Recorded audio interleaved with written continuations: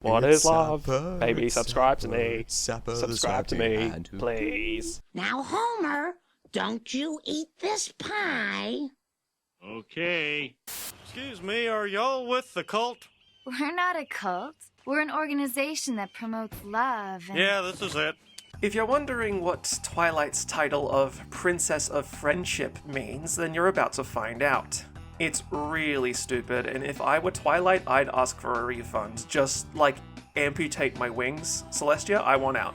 So her new castle has a big throne room with a big throbbing table in the middle. This is a magical map of Equestria, and whenever there's a so-called friendship problem, it calls the most appropriate people to fix it. And a friendship problem is literally just if some people are going through a rough patch. Remember kids, don't fight with your friends, otherwise Mummy Twilight will visit and give you love and some other bullshit until you beg her to stop. So the first friendship problem is a bit of a doozy because it's calling every single one of them to some backwater town that you'd only ever visit if you need to stop to take a piss. So naturally, everyone's excited to go. We shouldn't just walk right in. It could be dangerous. Yes! Stay behind me, every pony. I'm on it. Careful, Pinky!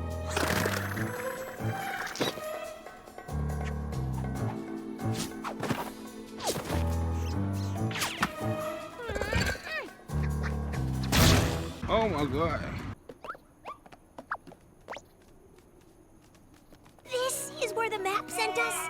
Looks like the most boring place in Equestria. They deduce something's fishy because everyone has the same cutie mark. A big fat equals sign on their big fat asses. Welcome. Welcome. Welcome. Welcome. Welcome. Welcome. Burn it down. The entire town. Just burn it down. Just burn it all to ashes and forget it ever existed. So the gang wants to find out why everyone's so freaky and they meet the cult leader, Starlight Glimmer.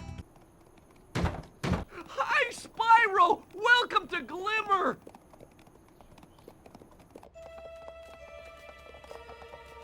Be ready to fight. We don't know what's gonna come through that door. Welcome! I'm so pleased to have you here. Forgive my bluntness, but I'm assuming it's Princess Twilight Sparkle? We don't get many alicorns around here. Yes, but Twilight is fine. Well, however you found us, we're happy to have you. We're happy to have any pony who wants to experience true friendship for the first time. She gives off a very specific vibe, but I can't quite put my toothbrush on it. In all seriousness, this is a pretty great and very fleshed out villain. One of my favorite characters of the whole series, actually. They really like to show her motives for everything she does with a whole lot of depth. I could honestly put her up there with some of my favorite villains, like Pagan Min from Far Cry 4, Syndrome from The Incredibles, Pam Beasley. After Starlight's a little too happy to see a princess, she gets her town to sing a musical number explaining what the deal is. Apparently, they all erased their cutie marks, and the logic is, if you have no special talents, no unique traits, and no aspirations, then you can eliminate all sense of inequality. In our town, we work as a team. You can't have a nightmare if you never dream. Burn it down while you still have the chance. Well, this will certainly provide a boost to our little community. When the rest of Equestria sees that a princess gave up her cutie mark to join us, they'll finally understand what we're trying to accomplish. Now the gang is contemplating what to do at a local bakery, and the poor thing serving them is trying so hard to understand the nature of outsiders with her tiny smoothed out brain. We shouldn't be bickering like this in front of our new friends.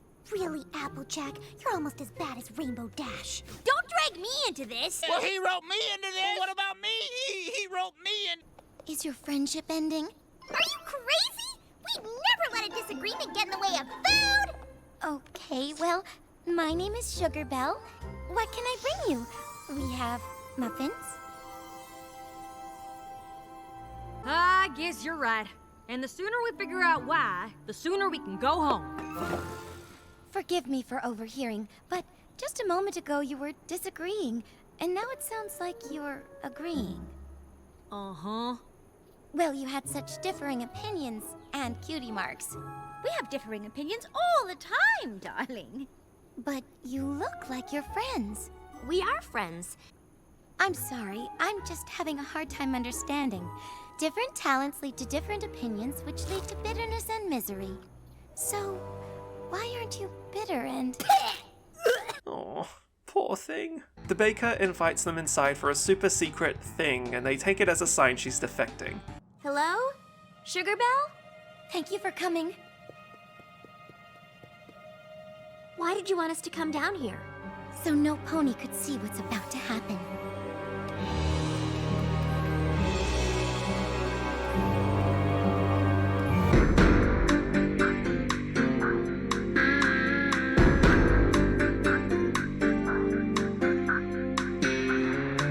Just kidding, they just wanted to act like fangirls away from prying eyes. Starlight Glimmer takes them to see where all the cutie marks are kept and how she removed them. I've never seen anything like it. And here is the Staff of Sameness.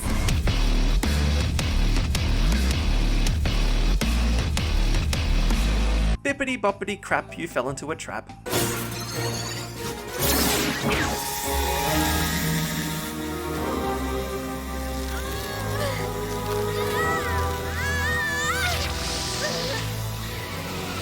You, sir, have defaced a national treasure. I demand you restore my buttocks to their former glory. Now they have the equals disease and we get a cute little bit of symbolism.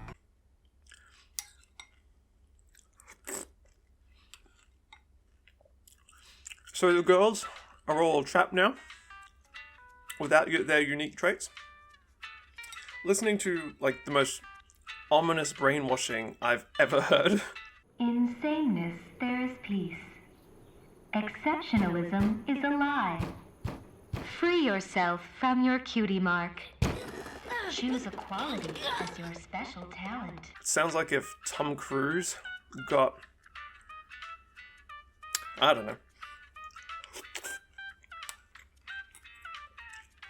Twilight comes up with an idea to get them out, which is to have Fluttershy say that she wants to join them because she was, like, bopping her head to the song they were singing earlier, and, like, they'd buy that, that she'd want to join them, and she'll bust them out from the outside.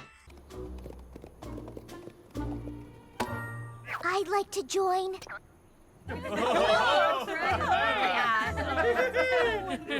Fluttershy? How could you? If giving up my cutie mark means I get to stay in this lovely village with these lovely ponies, then I'll do it.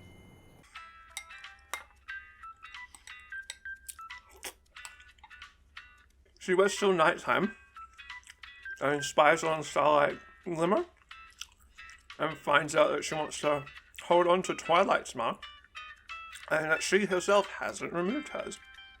Like, yeah, no shit, you know. So the next day, Starlight checks on the rest and they're like, no, you suck. Then Fluttershy's like, hey, what's up? And chucks some water on Starlight. Like this is Wizard of Oz or something. You know. Then the mark wears off. And everyone's like, oh my gosh, no way. What happened? And she's like, I had to keep it. Because the Staff of Sameness is made up. I had to use magic to rid the marks. And then she's like, I did this. I did that. Which is supposed to show she's like a hypocrite, which I can appreciate. They didn't like shove it down your throat. They just kind of like showed it to you and let you draw that conclusion yourself. Then Twilight starts going on a spiel and gets shut down, which is kind of hilarious. Every pony has unique talents and gifts, and when we share them with each other, that's how Quiet! Then everyone's like, we're not afraid of you anymore. And she does the bolt with Twilight's mark. Everyone frees their own mark then to help her get it back. And then they all chase her down. She's gonna get away! Whoa! These are my old skis! They get the marks back. Starlight goes, "You smell like a durian, Twilight," and then disappears. The gang leaves, and the episode ends. Easy money.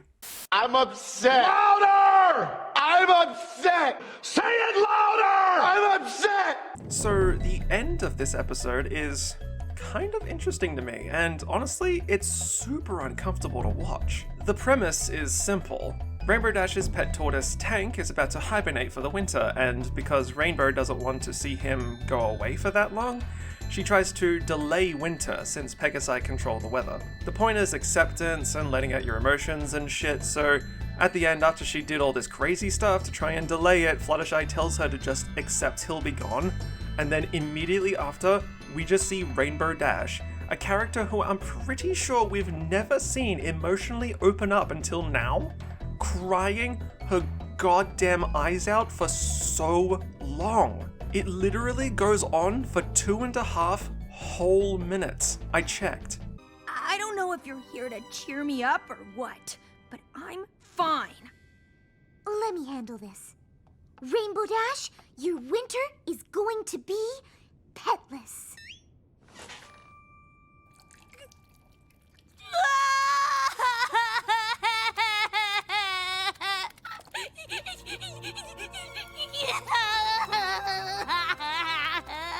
She just cries and cries. It's kind of uncomfortable to watch, but I kinda love it. It's a great way to humanize them, as awkward as it is. Then the rest of them join because they're getting all empathetic, then it just feels worse.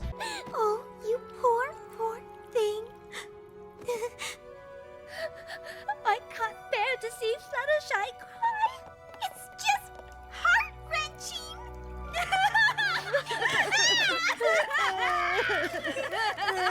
2.5 minutes is a long time to watch this, dude. Trust me. Look, every pony, I know how hard it is to say goodbye. I'm mostly sad because you're not sad. What? Me? What about Applejack? Applejack cries on the inside, Twilight! It's true. That's the cutest fucking thing I've ever seen in my entire life.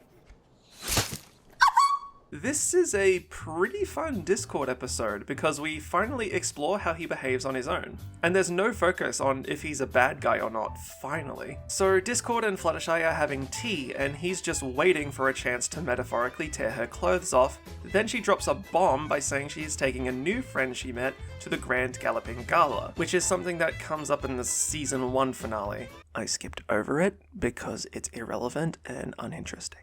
Her new friend's name is Tree Hugger, which, considering who we're talking about, it makes a lot of sense. It wouldn't surprise me if it came out that Fluttershy smokes some fat joints off screen. Discord, being the jealous type, doesn't really take it well. Sorry, Discord. I assumed you'd have your own ticket since you and Princess Celestia are friends now. Were you not invited? Who? Me? It probably got lost in the mail. No biggie, as the folks say. Well, gotta go. But we haven't had any of our Tuesday tea cakes. Well, I guess we're just going to have to exclude them from our party this time. Oh, did I say that? Oh, I mean, ta-ta.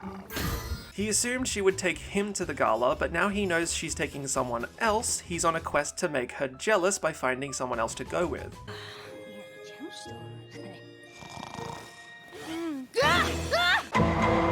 In case you're wondering, this is Tree Hugger, and she's exactly what you would expect.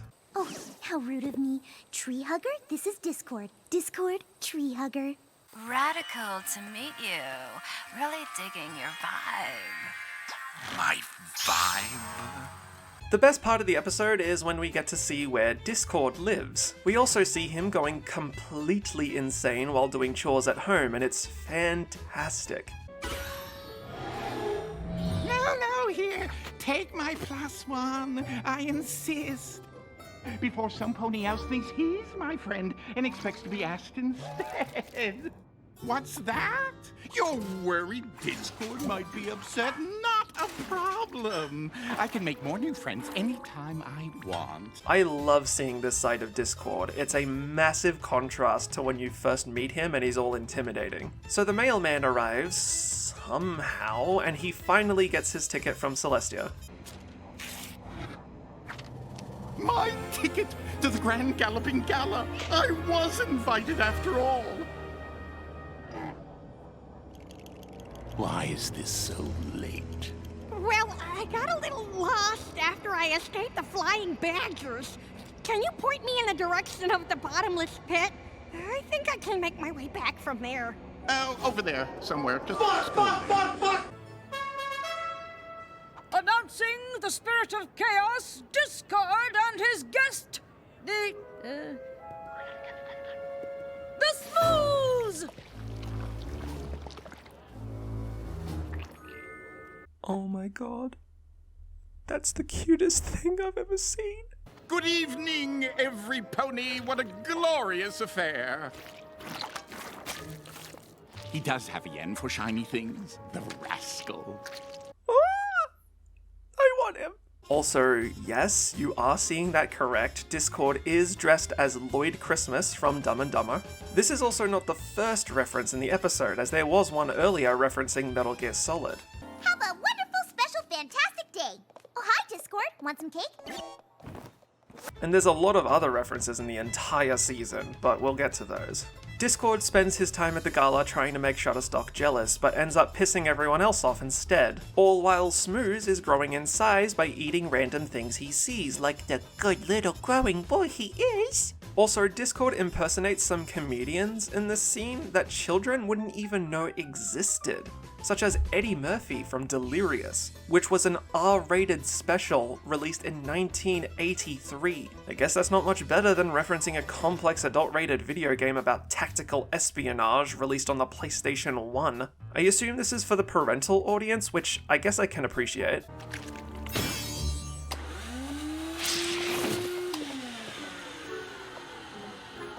I'm calling it right now. Somebody, somewhere out there watching this video, just got very turned on by that. And that scares them to death. By the end, Discord is pissed and he threatens to throw Tree Hugger into another dimension. Oh, dude! What is that? I thought that was pretty funny. Anyway, Fluttershy's mad at him and he realizes he's a poopy. I spent the whole evening thinking about my own feelings and never thinking about yours. I've only had him for a day and a half, but if anything happened to him, I would kill everyone in this room and then myself. And I will accept the task to find out what happened to my old family's house, Castle Griffinstone. So here is where we get introduced to the community surrounding the Griffins in Equestria and how they live. If you don't know what a Griffin is, then I don't ever want to talk to you. To sum it up, Griffins in Equestria are an extremely pessimistic race that have very old-fashioned ideas. They're cold, selfish, unsatisfied with everything, and each one is desperate to get a career from streaming on Twitch. So, how deep is this abyss? How deep are your pockets? Don't you Griffins ever talk about anything but bits? Give me some bits and I'll answer. No wonder Guild is such a delight. Shoulder, chin, shoulder, and tap.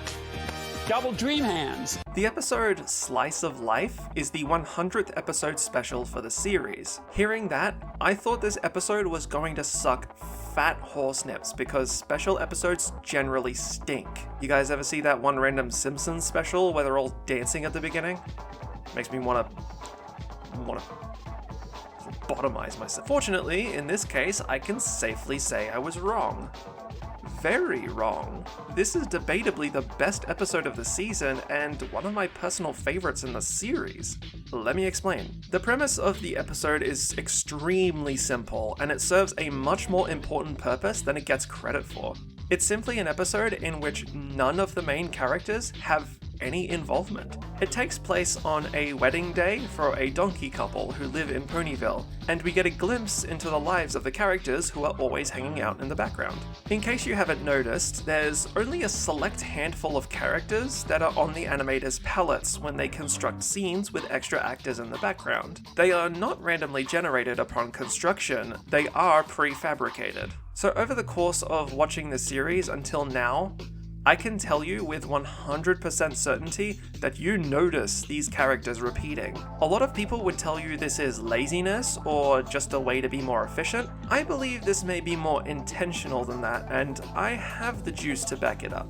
Anytime I had noticed the recurring background characters, it was always from a scene set in Ponyville. However, on multiple occasions, the locations would change to somewhere like Manhattan, and in those scenes you would not see a single familiar face. I honestly believe the limited character palette was intended to give the audience an unconscious sense of familiarity and comfort with the setting, and truth be told, I think it's pretty effective. Now, while this episode doesn't focus on that many background characters, it's really neat to finally get a glimpse into the lives of some of the more recognizable ones. Even Derpy Hooves, who is especially cute. For this episode, I think it's only fair if I let the clips from it do most of the talking for me, since it would be a huge injustice to the writers this time around. They're really good at showing you exactly what kind of characters these are within seconds. Basically, the plot is that these two donkeys were supposed to get married later, but the ceremony was accidentally scheduled for today. You told me you could do it for half what the others charge, and then you sent invitations to every pony in town with the wrong date. Muffin?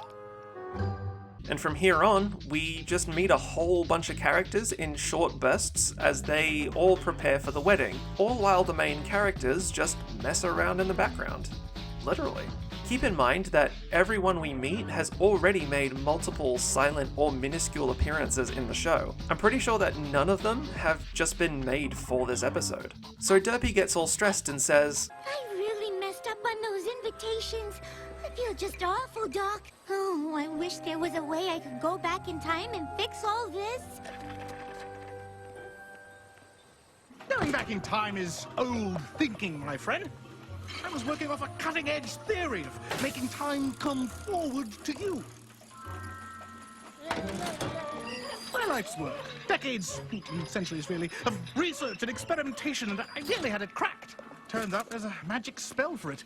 Who knew? I've been studying science my whole life. Ever since a particularly traumatic experience as a foal, I've been looking for ways to make sense of the world around me. Science provides explanations of things we never thought possible. Now, why did we come here again? I kinda love that guy. Then we meet the pony who's always DJing every party. Apparently her name is Vinyl Scratch, but I have no idea how people know that. Maybe I missed something? Please! You've got to help me! I lost track of time, unbelievably, and forgot that the wedding is this afternoon.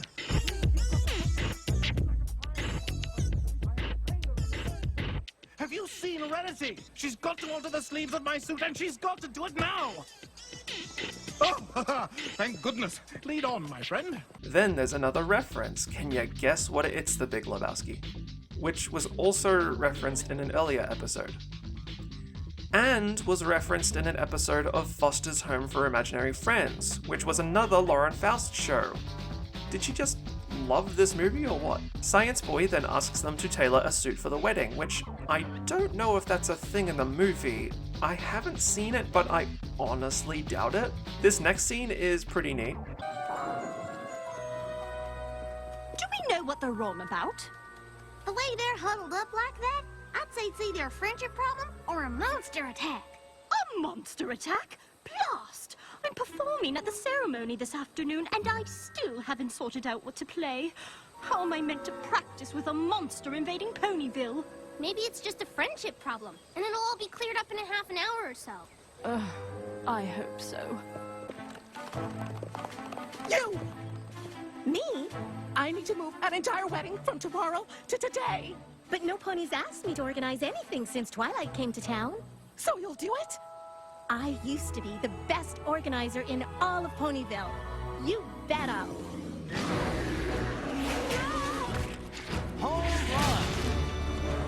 The next two characters it shows are probably my favorite ones, mainly because I had always noticed them in the backgrounds, and seeing them actually have the spotlight made my geeky little ass so happy, and I just nerded out all over the place. There is nothing like a best friend, is there? Anything's possible when you know some pony as well as we know each other. What was that? There's some monster attacking Ponyville or something. What is it this time? A creature from the Everfree Forest? I think it's some sort of bugbear. Did you say bugbear? It found me! What are you talking about, Bonbon? My name isn't Bonbon. It's Special Agent Sweetie Drops. I work for a super secret anti-monster agency in Canterlot. Or at least I did until the bugbear went missing from Tartarus a few years back. What are you talking about? When it escaped, we had to shutter the whole agency. Every last shred of evidence of the organization's existence was destroyed. Celestia demanded complete deniability. What? It was me who captured the bugbear. I had to go deep cover here in Ponyville and assume the name Bonbon. I never thought it'd be able to track me, but now it has. Are you saying our whole friendship was based on a lie? I'm sorry, Lyra. I couldn't tell you for your own protection.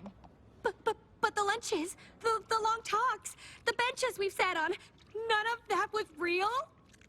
It was all real. You're my very best friend.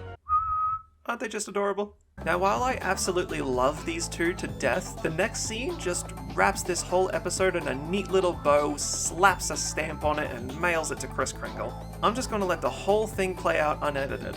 It goes for about 3 minutes, but my god, I absolutely love it, and you will too, under penalty of death.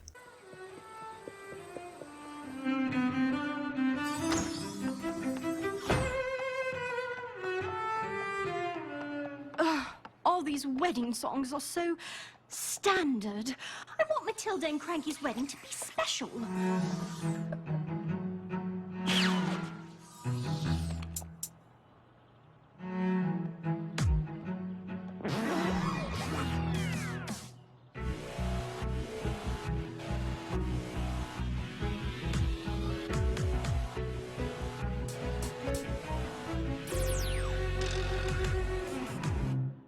Thanks, but I'm not sure that's appropriate for a wedding, is it?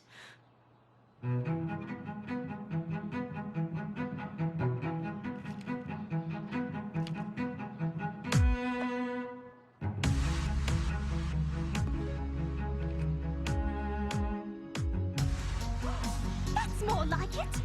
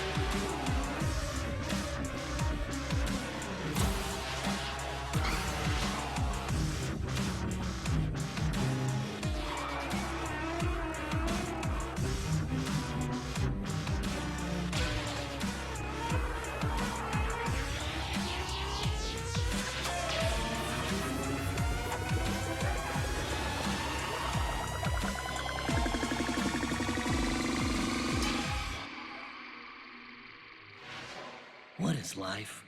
Is it nothing more than the endless search for a cutie mark?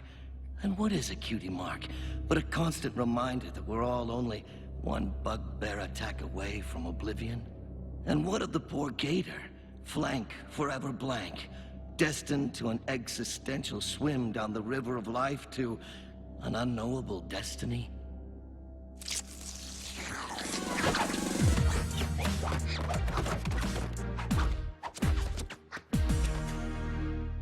Something like that might work.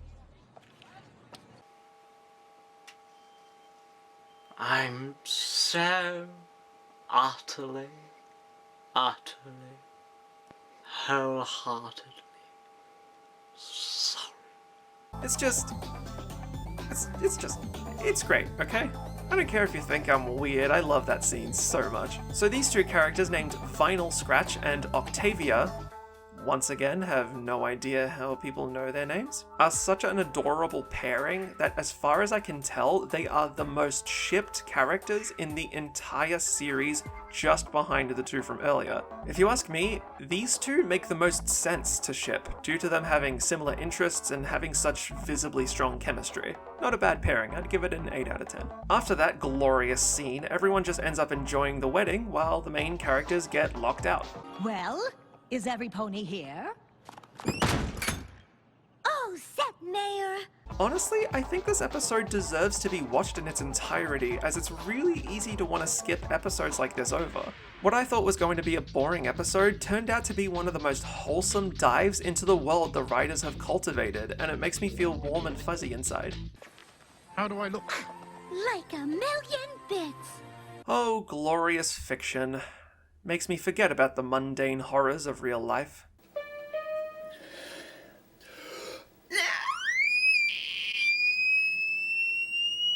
Okay, this is for the old school nerds out there. This episode is pretty good, I guess, but not really worth talking about in this video. But I want to show you guys a short clip. Now when I show this, I guarantee half of you will be confused as to why I'm showing this, and the rest will be extremely amused. You ready? Watch. I had the room first, and let's be honest, my speech is more important. Point of order there, sir, but I think you'll find that my speech is the more important one, don't you know? Wait a minute! Who are you? Now a lot of you would have no idea who this is supposed to be, and some of you immediately know what I'm about to say. But to the small few of you who just can't quite put your finger on why this character is familiar, then you're probably remembering her from the movie Fargo. So we got a trooper pull someone over. We got a shooting. These folks drive by. There's a high-speed pursuit. Ends here, and then this execution type deal. This pony is directly designed from the character Marge Gunderson from the film, who was definitely my favorite part of that whole movie. You see something down there, Chief?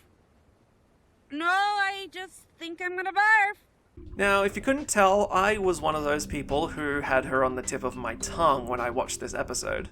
Naturally, I looked it up and found out she was based on Marge Gunderson, but I found something even more amazing. So this character is named... I'm sorry. Sorry, her name. This character's name is... March Gusty Snows.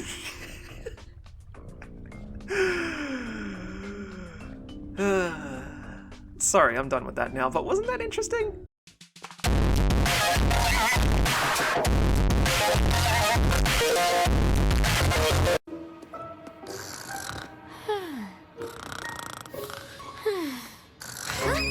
Does something need scheduling? Whoa, wait. Rewind that, please. I swear I didn't edit that in. I edited a lot of comical screams in other videos, but that was raw footage, I swear. My hooves are getting positively pruny. I've been waiting here so long.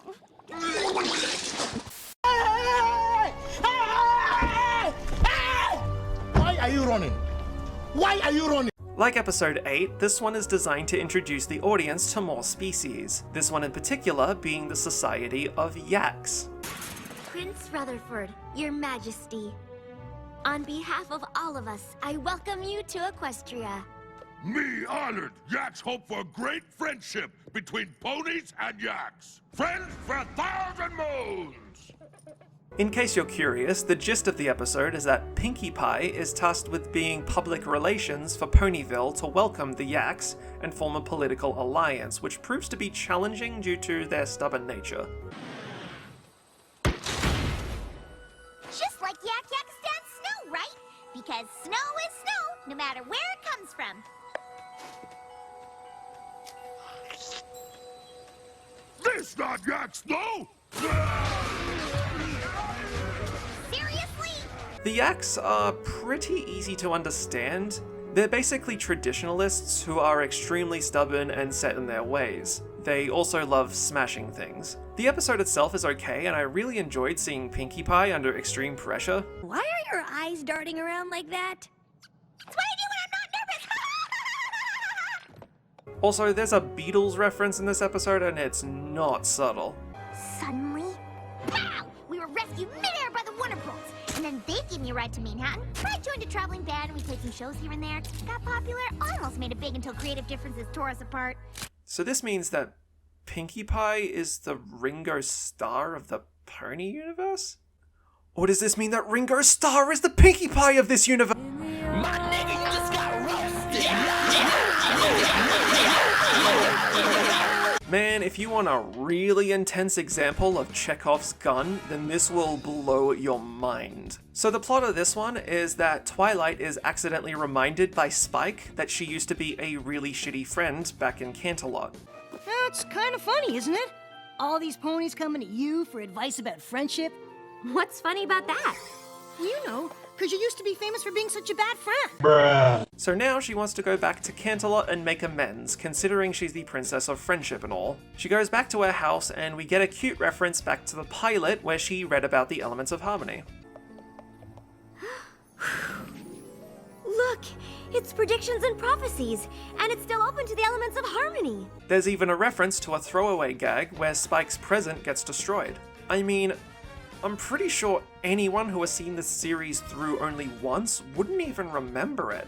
I remember from all the times I had to rewatch the clip in editing, and I've watched the show 3 times now. Shut up! So she goes to meet them all at a donut shop with some of the most delicious cartoon donuts I have ever seen. They basically say that they always remembered her and were even at her coronation and just assumed she moved on, which then understandably makes her feel like complete shit. They end up forgiving her though, because this is a children's cartoon after all. If you're finding these characters familiar, then you're probably remembering them from the movie Fargo. I'm just kidding. They were from the first episode, which I showed a clip of from the pilot, just in case you thought they were made up to drive plot. While on her little nostalgia trip, she remembers that she hung out with a friend named Moon Dancer in school. But according to this book, you're supposed to add the sodium chloride first. I read ahead, and to make a proper salt lick, you need to add the molasses first. Well, I read ahead too, Moon Dancer, and I'm sure it said sodium chloride first. Oh, I've got the wrong book. That's so hilarious. They have the same hairstyle. Why? I was just praising the animators earlier. What happened? Anyway, she wants to make amends and goes to Moon Dancer's house with the others.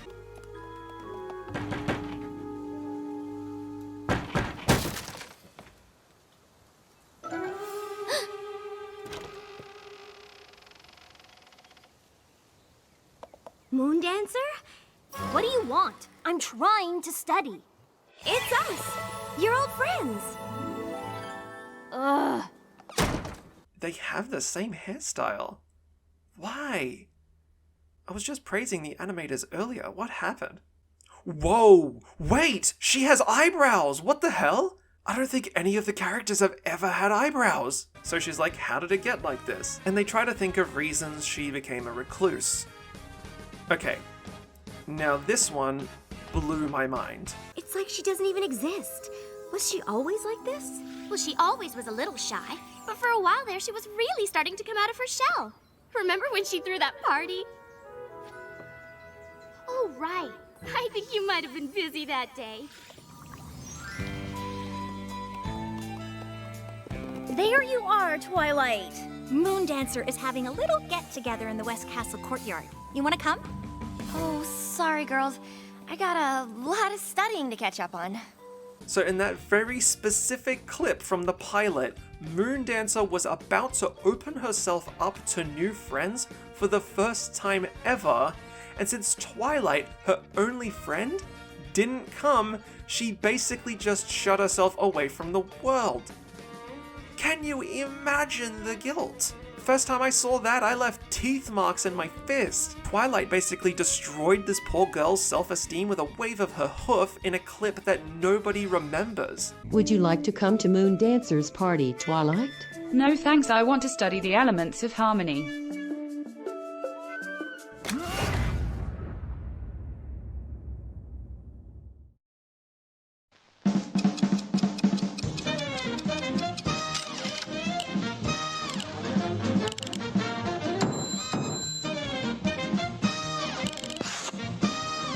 After that, she wants to go and apologize when Moondancer enters the library. Oh my gosh! Moondancer? Is that... Shut the fuck up! After some failed attempts, Twilight finally gets through to Moondancer and brings her to her old house. She's like, I'll give you the keys to my old library and teach you magic if you have dinner with us tonight. And she's like, okay. What are you studying these days? Science, magic, history, economics, pottery, things like that. Yowza! You planning on being a professor or something? No. So you're just studying? Can I go now? Jeez, she's more stubborn than, I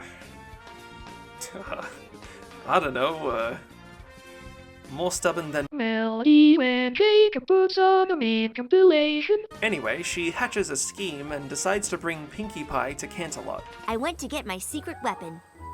Minuet, meet... Hey, Pinkie Pie! Hi, Minuet! Twilight, you didn't say Minuet would be here. You two know each other? Oh, sure. She was one of Cadence's bridesmaids. We hang out all the... Wait, what? That's not right, is it? Which episode is that? That's season 2? No. Yeah, yeah, it is. Canterlot Wedding? Yeah, hang on. Bridesmaid, really? Is it? Wait. It's like here somewhere-ish. Don't even tell me that's true. We just have to... Ugh. Why does she... It is... Hang on. Hang on. Wait. Oh. You're kidding me! It's right there! Oh my god!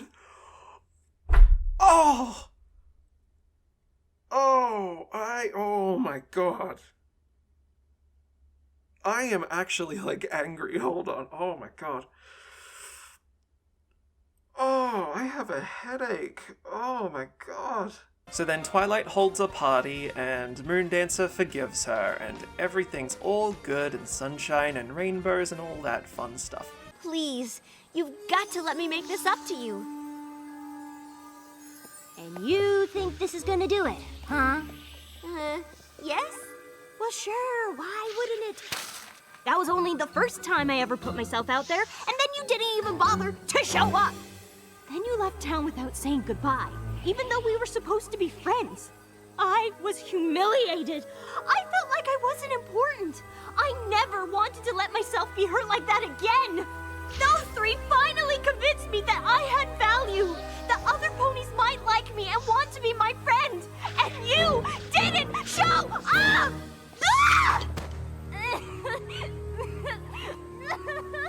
Ah! Okay, maybe not. God damn. You know, I actually got teary on this scene. Granted, I get emotional from a lot of things, but I mean, this was pretty upsetting. Anyway, now that Moondancer had a little cry, she finally forgives Twilight and they have the party. Holy shit. I promised myself that I would stop the long-winded explanations, but I can't help it. This episode was too interesting. Miss Keisha. Miss Keisha. Miss Keisha. Oh my fucking god, she fucking dead.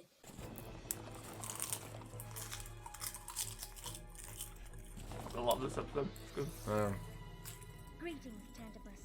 I am ready. Do your worst. Oh my god, what's happening here? I don't know. It's like having. Just like where Iron Man comes in? No, man, that's Marvel. That's not, this is Mattel. No, I'm just I forgot. Oh my god. Oh my god. Yes, Wait, who's she again? They're the ponies from the show. Oh, that show. Oh wow. Yeah. I want to know who the hairstylist is. I don't know, it's very cool. It's like ice cream. Yeah, it's really fucking dope. Get some ice cream later. She's your dentist. What else happening? No. Ooh, what does that mean? I don't know, it's bad. Oh fuck, what's happening to her? Oh look, she's good now, huh? What? My dream ended happily? That cannot happen! Whoa! Whoa. Hey! Whoa! Okay. Wait! Hey! Stop! Whoa! Do you think they're copying us? I think they're copying us. What the fuck? I'm doing it. I'm writing it on. Whoa, no. Okay, we don't have no, to. We don't have to. We don't have to do that. I'm doing it. No. I'm doing it. Okay. Oh, come on! Not Cease this again. And desist. desist. No! Why? Dear Lauren, we can't Faust, get in trouble with our lawyer again. We have to get him involved with this. Smell. Oh no! You're insulting her. You cannot steal she's our going likeness. To sue us. What are you doing? You cannot steal our likeness. Oh my god! And put them on Pony Show. No, that's not even the name of the show. Sincerely, you misspelled YouTubers. that. Go to hell, Lauren. So if you couldn't tell from the intro, this episode is about Princess Luna, and it explores her greatest guilts. Apparently, there's this thing called a Tantibus, which is basically like a dream virus, having a chance to infect anyone who the infected person dreams about. The symptoms are relentless nightmares, night sweats, and a mildly comical third thing in a small list of 3 because that's how I write every one of these jokes. Ever since the whole Nightmare Moon debacle, she had apparently quarantined the Tantibus within her own psyche, but it managed to spread to the main 6 characters. I even went to bed early last night, but then I had a really scary nightmare. Me too! I didn't think mine was that scary. Well, mine sure was. There was this blue smoke monster and... What? I dreamt about a blue smoke thingy too. Me too! So then, what could have given us all the same nightmare? I don't know, but I do know who might. Spike, could you send a scroll to Princess Luna? Sure. All set. Dear Princess Luna, last night my friends and I all dreamt of a creature made of blue smoke. I'm sure you're very busy, but when you have the chance, please let me know if you have any idea what it could mean. Which of you saw the creature of blue smoke in your nightmare? Wow, that was fast. Luna's freaking out about the spread and asks the others to help her out by sleeping in the same room at the same time. This apparently lets Luna travel from dream to dream trying to catch it. However, the Tantibus is too fast and gives her the slip. So she's like, son of a bitch, and says that she'll try and catch it the next night. However... The fact that I am once again responsible for harming others is more than I can bear. It'll be okay. Every pony makes mistakes. As long as none of you dreamt about another pony, the Tantibus remains confined to your dreams. I still have a chance to catch it before it's too late. Phew, that's good to hear. Although after you left, I did happen to dream that I was eating a giant ice cream cone with all of Ponyville while taking a test we hadn't studied for. See? What'd I tell ya? Every pony makes mistakes. Thanks, Pinkie Pie. You're a credit to your species, you idiot. Okay, so if you're not following, here is what happened, right? So I'm pretty sure everyone watching this knows how a quarantine works by now, so take a look. Let's pretend this is a bacterial infection or something, alright? You got patient 0, which is Princess Luna. Then she spread it to these 6 ponies here by dreaming about them. Then Pinkie Pie gathered every single person in Ponyville and coughed directly in their faces. This is the situation, okay? Now think about this too. I'm not talking about a bacterial infection here. This is a virus that spreads through dreams, which means you could infect someone on the other side of the world if you have a dream about them. Good luck making a vaccine for that shit. So yeah, things aren't looking too good, and Luna's rightfully pissed. But then Twilight pulls an absolute Jimmy Neutron brain blast with this one. With so many dreams to hide in, I do not know how I can catch it. What if every pony in Ponyville were having one dream? I can create shared dreams, yes. But for so many ponies at once, I have never done anything like that. The amount of power it would take. Well, it is worth a try, isn't it? Of course. I will do anything to end this, including accept your help. I cannot allow the Tantibus to escape into the real world. All of you must now go back to sleep and hope that I can create such a dream. I'm nervous. Through sheer determination, Luna manages to pull it off, but all the effort is going in the shared dream state rather than eliminating the Tantibus. But since Luna told everyone they were dreaming, this means that everyone in this dream is currently lucid, meaning they can do whatever they want. Big Man! You can do anything in a dream, remember?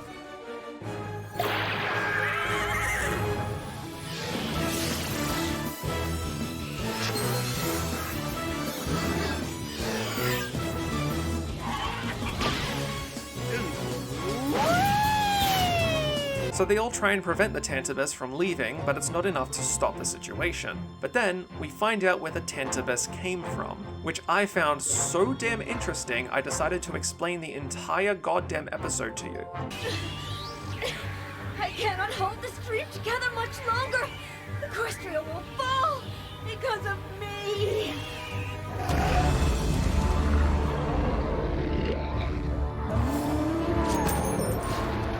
Am I crazy, or did it just get even bigger after Luna said that? I think it's feeding off your guilt, Princess Luna! If that is so, then perhaps that is how it grew strong enough to escape in the first place! Say what now? I created the Tantibus to give myself the same nightmare every night. To punish myself for the evil I caused as Nightmare Moon. But why would you do that? To make sure I never forgave myself for how much Equestria suffered because of me. But it seems I have not learned my lesson. For now I have only made you suffer more. But that means you might just be the key to stopping all this. Yeah! If it gets strong because you feel bad about what you did as Nightmare Moon, then you just gotta stop feeling bad for what you did! How can I forgive myself? I am no better now than I was then. My creation is about to turn the world into a living nightmare! But look at what you're doing! Nightmare Moon would have wanted the Tantibus to turn Equestria into a nightmare. You're doing everything you can to stop it. Don't you see? That proves you're not the same pony you were then. Every pony who knows you knows that Nightmare Moon is in the past. We all trust you, Luna. Do you trust us enough to believe we're right? I feel so bad for Luna. Sorry for the long clips in this video, I just really wanted to show that. Lately, I've been trying to get a hold of my emotional and subjective side to really let myself enjoy things on my own terms. So this kind of thing really hits me. I'm a firm believer in everyone getting second chances. We all make mistakes, and we all feel guilt sometimes in our life. But could you imagine being responsible for centuries of people living in pure fear that you would simply show up? It's these kind of things that make Luna so interesting to me. A character who feels so guilty that they are willing to inflict an eternal punishment onto themselves for a crime that everyone forgave them for already, just to remind themselves that it happened. I can't honestly say I know what that's like, but I'm willing to bet my life savings that doing something like that does not help at all. So creating the Tantibus would have probably been for nothing anyway. But people don't make rational decisions when they're emotional. You just do whatever you can to make the pain stop. If you're waiting for a punchline at the end of this, then you are mistaken. Anyway, I can get back to the funny stuff now, I guess. Here we go. Rarity.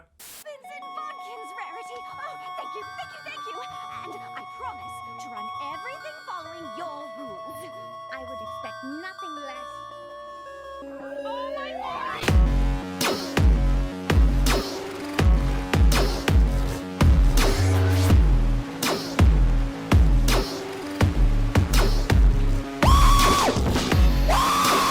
Well, of course not. Don't you see? It's the first shift in royal power in over a millennium. Fuck me hard. Alright, we got a mystery on our hands, fellas. I find this episode pretty funny because I'm a sucker for parodies. Let's set the stage. Who committed what, where, and when? Melody, you like mysteries. Take notes, think fast. Rainbow Dash meets Rarity at her new clothing shop. Oh yeah, that's right, she has a clothing shop in Canterlot now, sorry, I forgot to mention that. Rainbow Dash meets Rarity at her new clothing shop in Canterlot. She apparently is off to see Princess Celestia's royal garden opening as a reserve flyer for the Wonderbolts during their performance. During the lunch service, they meet Wind Rider, a world record holder from way back when. While watching the Wonderbolts prepare to fly, one of them tells Rainbow Dash that Spitfire's mother was sick, and she had to take care of her, which means that Rainbow Dash gets to fly alongside Wind Rider in her place. Later, Spitfire's mother actually shows up next to Rarity to support Spitfire, but finds she's not flying.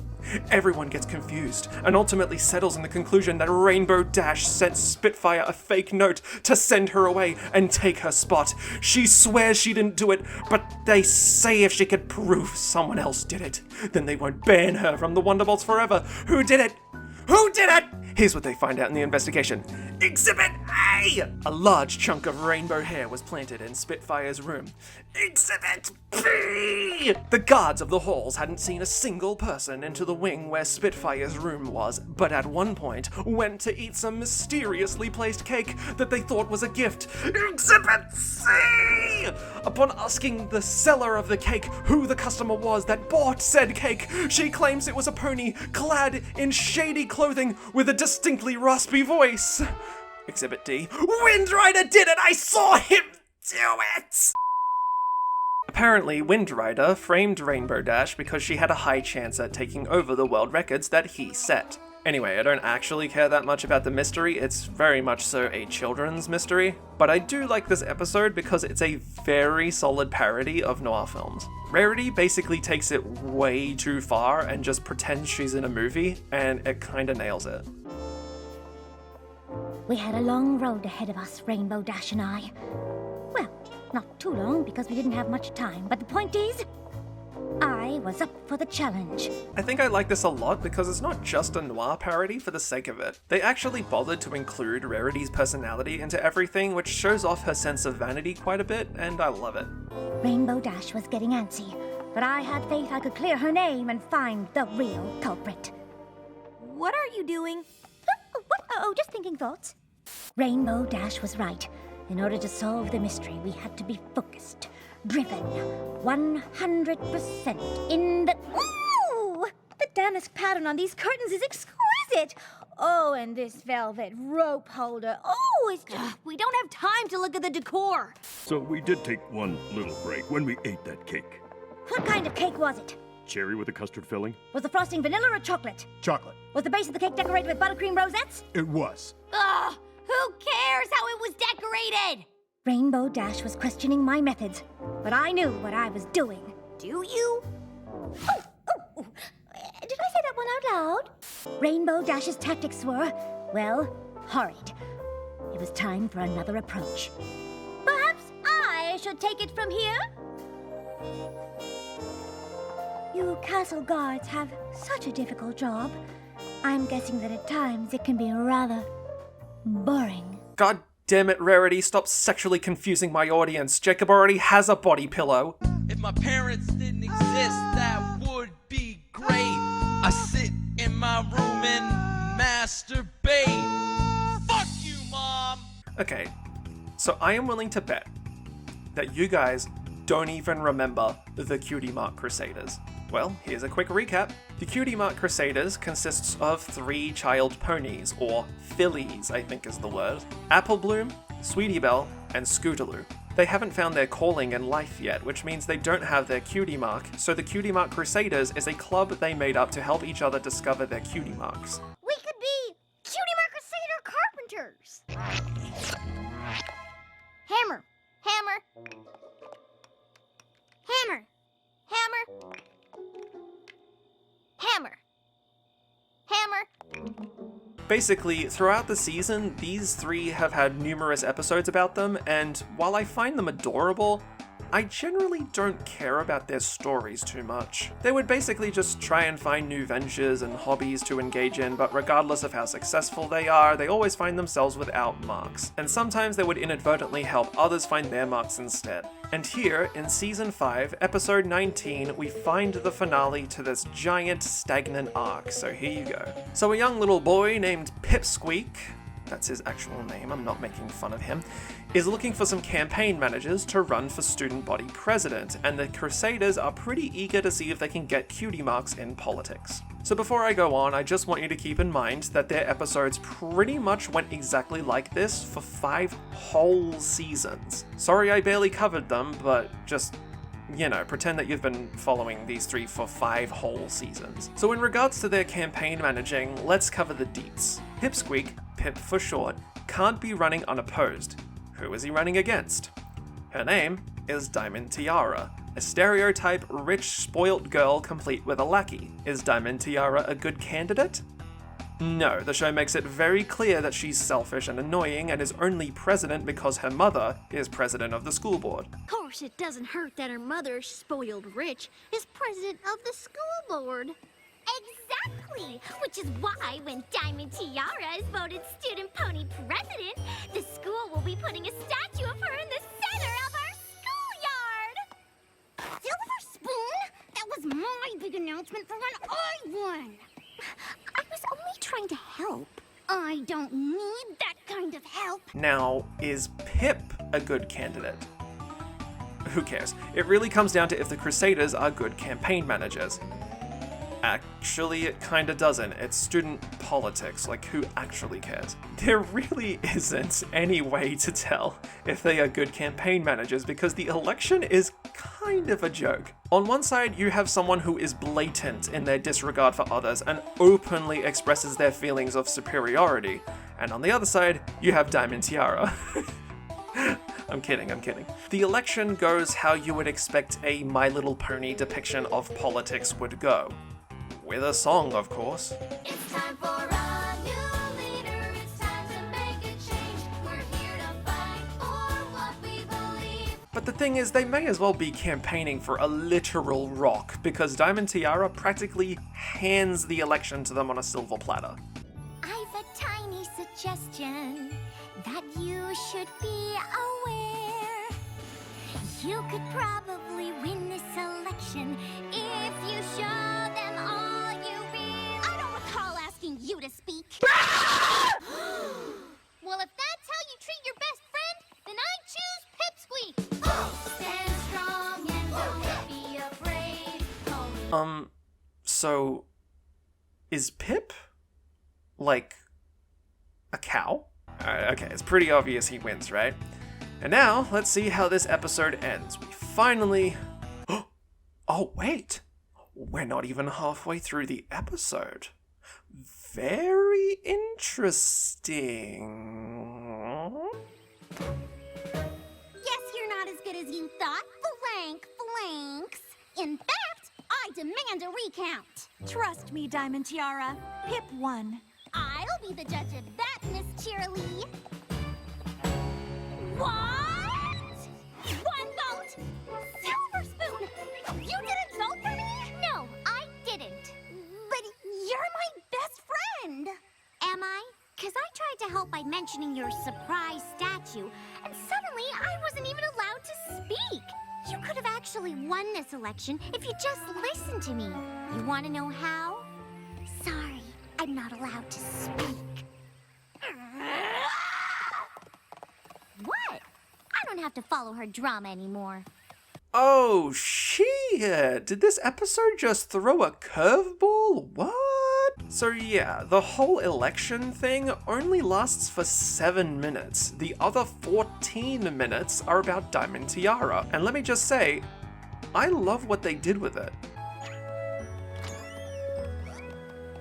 Diamond Tiara! Why are you making that face? That is not the face of a winner. Because I didn't win. What? You mean I have to all these party supplies to celebrate nothing?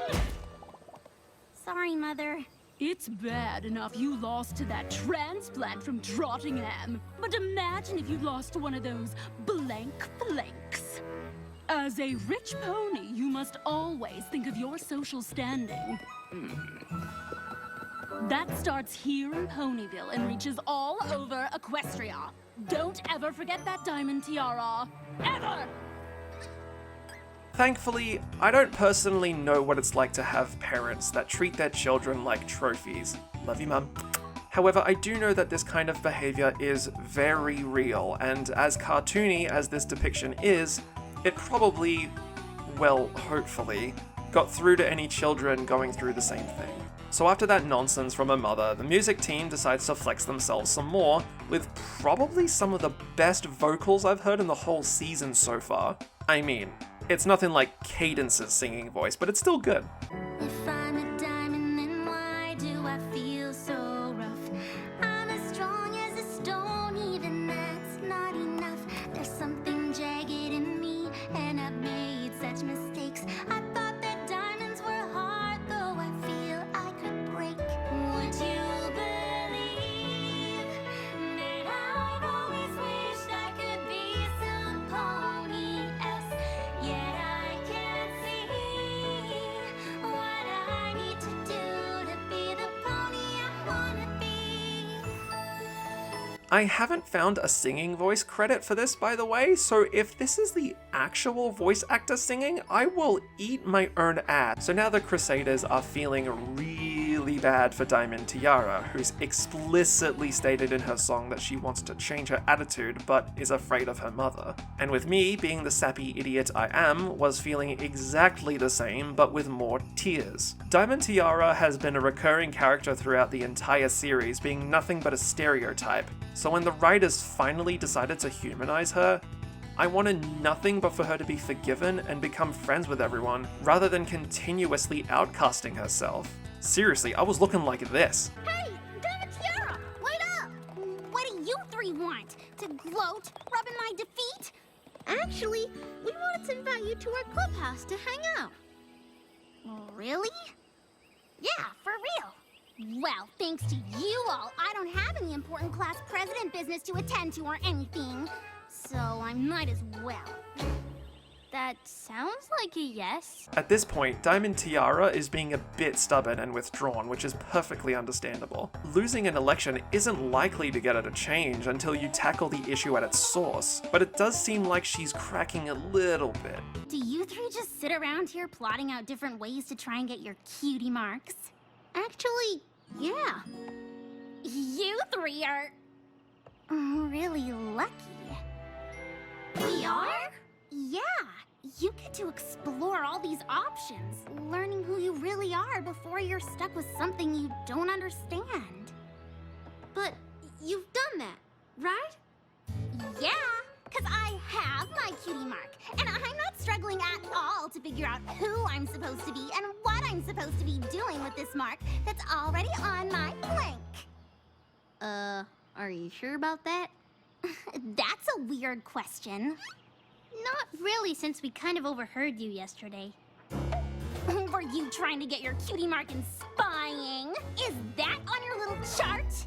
No, we were just worried about you when you lost the election, and then you lost your friend, and then your mom yelled at you. We know you want to change, and we think we can... Help! Cutie mark Crusaders! Go away, Pip! I was at the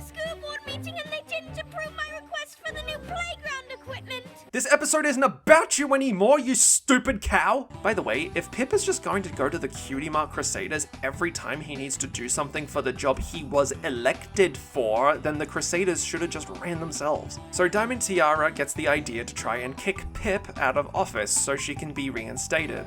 I mean, he is pretty incompetent. So, of course, a song breaks out.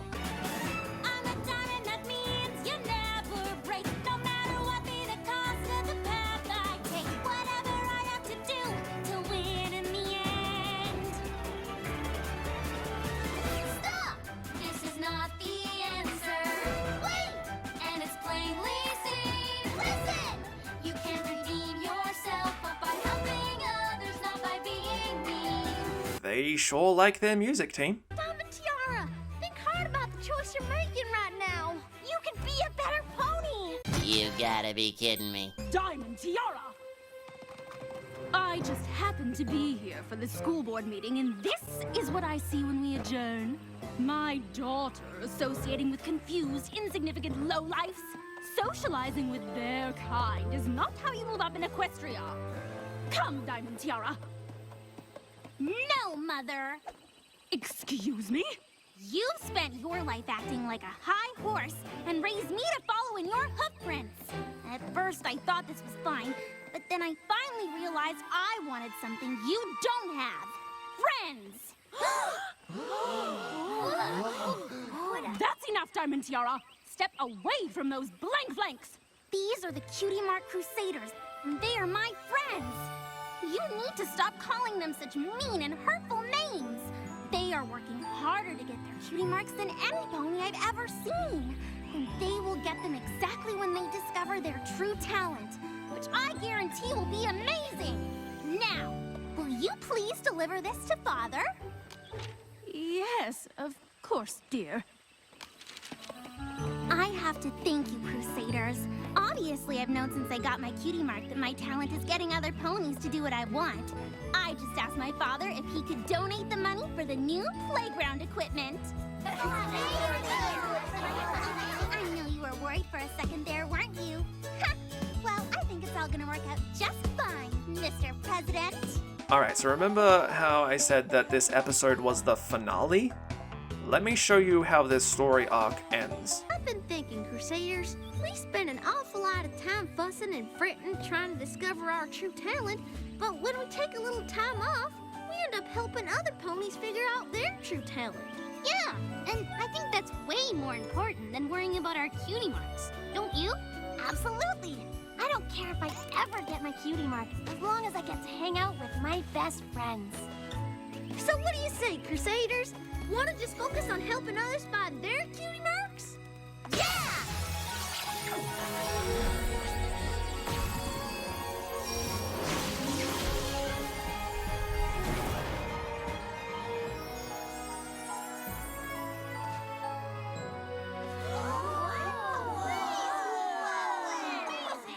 What happened? What's going on?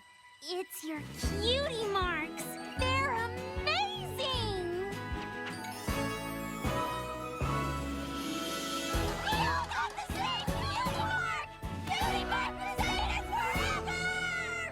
I already said that the Cutie Mark Crusaders weren't very interesting to me, which is actually true. I never really remembered the episodes, even directly after watching them. It's not that they were bad or anything, but, you know.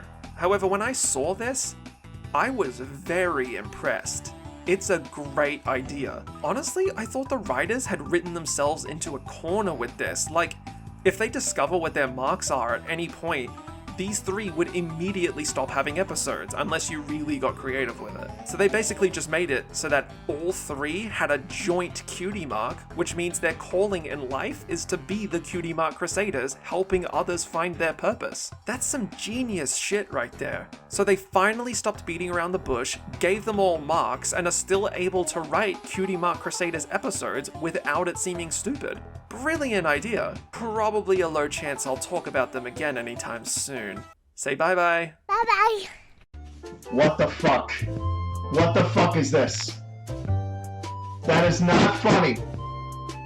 That is not, there's nothing. We were able to clear a shelf for those old-fashioned books you wanted to donate. Oh, They're not old, darling. They're vintage, and they're over there. I've even included my favorites by former cancel out designer to the stars, Rococo Frou Frou. Oh, I love her. Him. Both. Stop making long-winded explanations. That last episode was 2 pages of notes. Stop it. Alright, so we get another Discord episode. Woo! Yeah! They're actually fairly uncommon, so I tend to savor them. So here we have Twilight Sparkle deciding to spend the long weekend reorganizing books because she thinks it's fun. So she gets a bit surprised when she runs into Discord and Rainbow Dash having fun and laughing together. Oh, Twilight, we've simply had a momentous time together these past 3 days. You could say it was hysterical. Kind of an inside joke from this weekend. You wouldn't really get it unless you were there. I swear he can't do anything without looking suspicious. Hi, Spike. How was your book sortation? It was good. Aren't you glad you did it?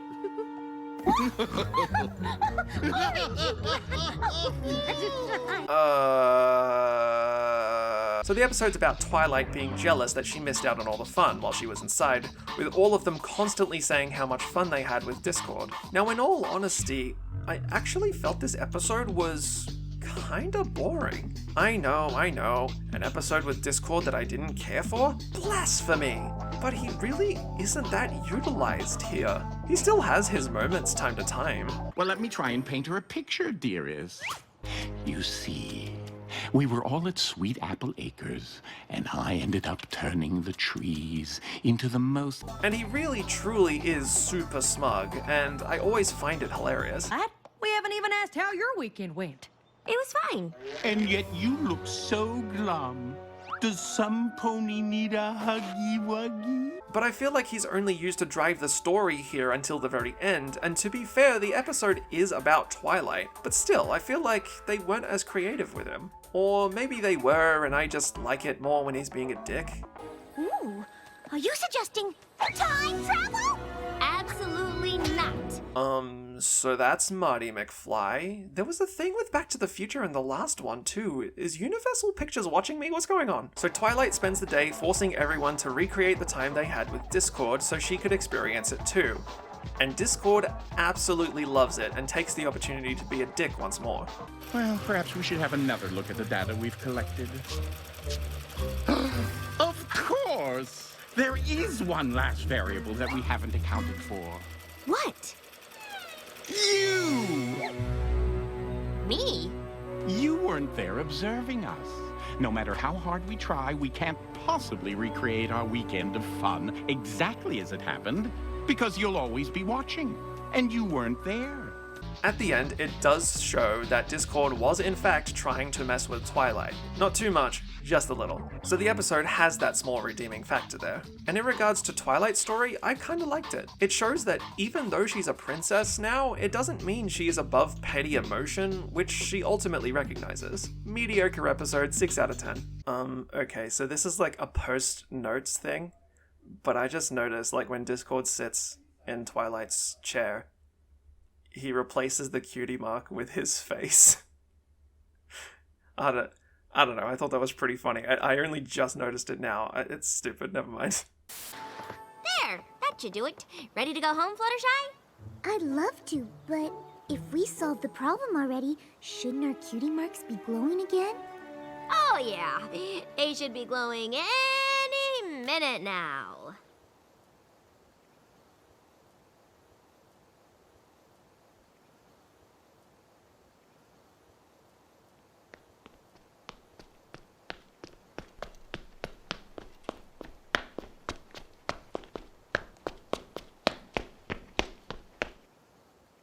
Hey Darman fam, I hope you love that message. Please remember, we're not just telling stories, we're changing lives.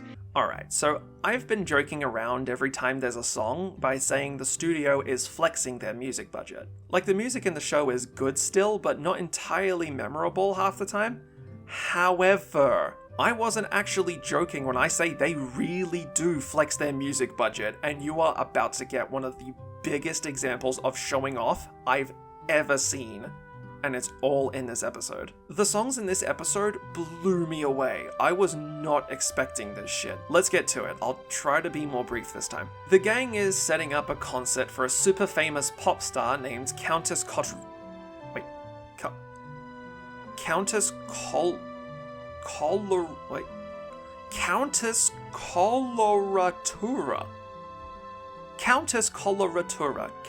Coloratura. Okay, yeah, the gang is setting up a concert for a super famous pop star named Countess Coloratura. And when hearing the name, Applejack swears that she knew a pony named Coloratura when she was a child, but is doubting it's the same person since she was never so extravagant. Though I did know a gal named Coloratura when I was just a filly. Wouldn't it just be the funniest thing if that Coloratura and this Coloratura were the same Coloratura?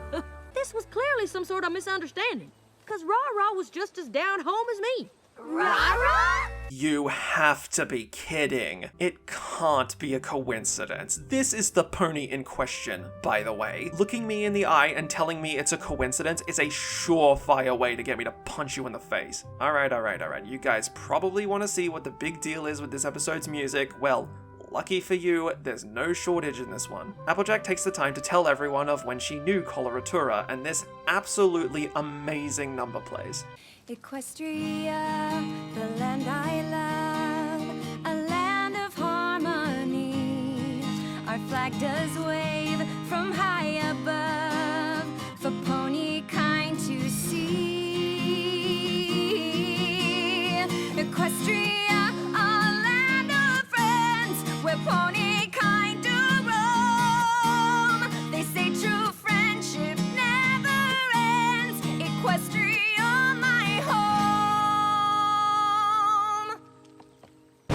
So obviously this character is a guest star. If you're wondering who it is or where you might have heard her from, you probably recognize her from the movie Fuck. I'm just messing around. The actor's name is Lena Hall. I'm not too familiar with Miss Hall, and by that I mean I have never heard of her until this, so you know. She was apparently in Broadway, which makes sense. She was in Sex and the City, apparently, and also in something called the Big Gay Musical? What? I don't know, man. If you heard of her, let me know. Just flame me in the comments or something. All I know is that she has some of the best music in the entire series, and I love it. Anyway, Countess Coloratura shows up looking like a Rah-Rah and seems to remember Applejack. Hi, remember me? We met at Camp Friendship. AJ? Yeah! Howdy, Rah-Rah! Hoopsies! Do you actually know her? Oh yeah, that's my childhood filly friend, AJ. She was the one that started calling me Rah-Rah. Oh yes, how cute and common. Applejack then gets kinda salty that her friend kinda ignored her, but who cares? There's another incredible song right here. I don't care if I'm gonna get striked, you need to see this. But epileptics should look away for this one, sorry. Trust me, once you see Countess Coloratura perform, you simply won't believe it.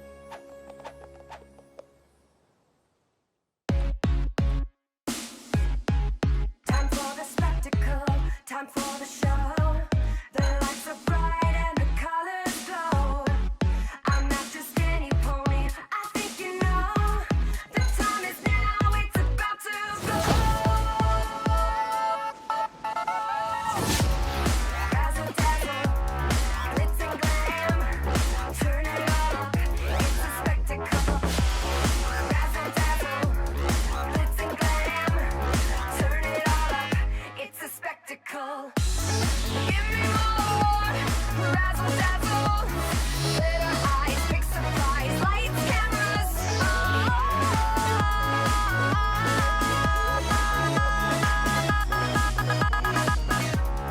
Razzle dazzle, glitz and glam. Turn it all up, it's a spectacle. Hear the applause, here to impress. Not just a pony, I am the Countess.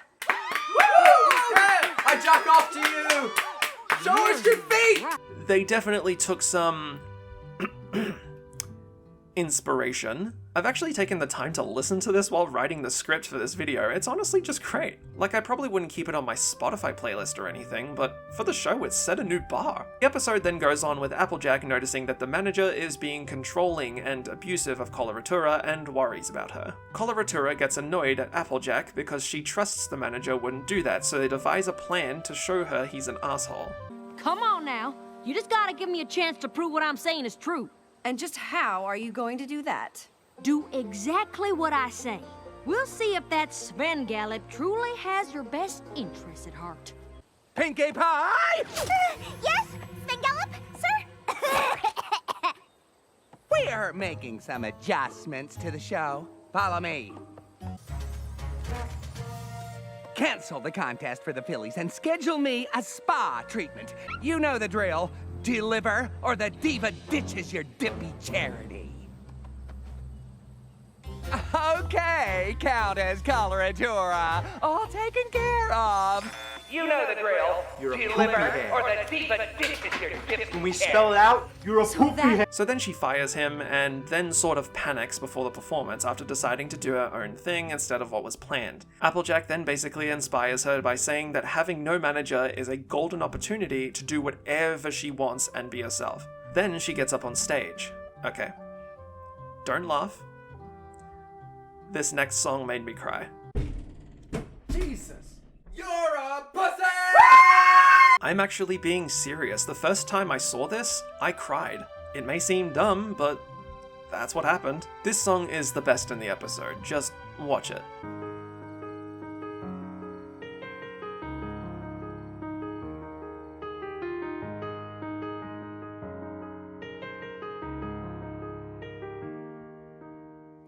I'm here to show you who I am. Throw off the veil, it's finally time. There's more to me than glitz and glam. Oh, and now I feel my stars align. For I had believed what I was sold. I did all the things that I was told, but all that has changed and now I'm bold, 'cause I know that I am just a pony. I make mistakes from time to time, but now I know the real me and put my heart out on the line and let the magic in my heart stay true. Whoa, and let the magic in my heart stay true. Just like the magic inside of you. And now I see those colors right before my eyes. I hear my voice so clearly and I know that it is right. I thought I was weak, but I am strong. They sold me the world, but they were wrong. And now that I'm back, I still belong, 'cause I know that I am just a pony. I make mistakes from time to time. Now I know the real me and put my heart out on the line and let the magic in my heart stay true. And let the magic in my heart stay true. Just like the magic inside of you. Just like the magic inside of you.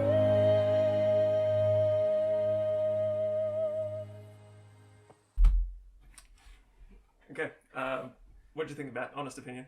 I unironically enjoyed it. It is Yeah? like straight up my kind of music. Like actually spot on. Yeah? Yeah. That's pretty cool. And it's like, even if you don't like MLP, that is like the song doesn't even, like, obviously it's written about the story, but if you didn't realize that, it wouldn't seem like it was. Like, it actually seems like you could just listen to that and apply it to your own life, you know, find your own meaning. Yeah. Yeah. Yeah, exactly. I agree with that, yeah. Yeah. Alright, I'm glad you like it, yeah. Well, see, so it is worth asking my opinion sometimes, Yeah, it you know? is. Yeah, I 100% Yeah. agree with that. Yeah, thank you for validating me. Yeah, you know, although as an old friend said, if you only want to hear my opinion when you agree with me, then you don't really want to hear my opinion. Good episode, 9 out of 10. Colgate Total's breakthrough formula actively fights bacteria on your teeth, tongue, cheeks and gums for 12 hours, keeping your whole mouth healthy. Reaching the end of another video. This finale is a doozy. If you thought the earlier episodes required you to have good memory, you will have a meltdown with what this episode brings back up. Twilight is giving a speech at Celestia's School of Magic, the subject being the phenomenon of simultaneous acquisition of cutie marks, which was inspired by the Cutie Mark Crusaders. However, something you might be forgetting from episode 1 of this garbage YouTube series is that this phenomenon actually happened to the main 6 characters when they were children. If you only saw the first video when it came out, just try to remember, I dare you. But if you need a hint... Without Rainbow Dash's race to defend Fluttershy's honor, this rain boom wouldn't have happened. Fluttershy might never have discovered her love of animals. Applejack might never have realized that she belonged on her farm. And Pinkie Pie might never have decided to leave hers. It might be hard to imagine Rarity without her sense of fabulousness, but it's even harder to fathom what my life would be like. Without this rain boom, I might not have gotten into magic school. Celestia wouldn't have taken me on as her pupil, or sent me to Ponyville to meet my friends. And the most powerful thing about Cutie Mark magic that I found is the connection I share with them.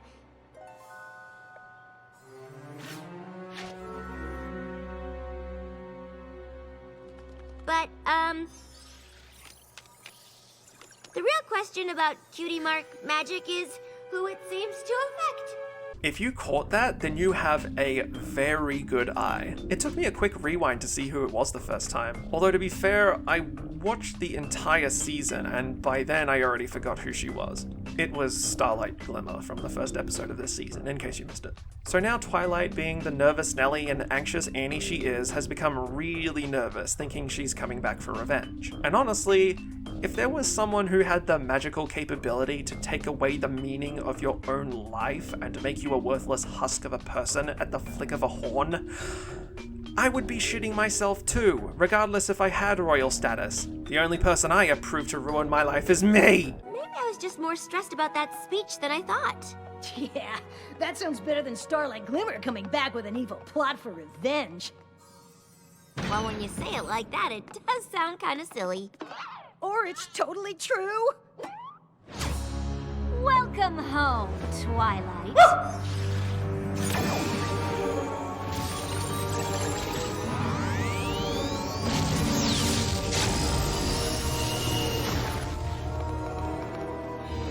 What are you doing, Starlight?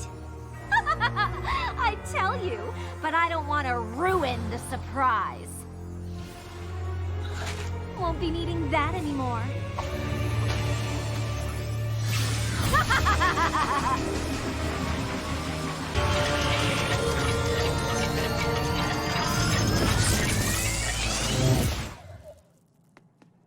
Where'd she go? I don't know, Spike, but I think we better find out. I guess we could start with this. Spike, no! Don't touch that!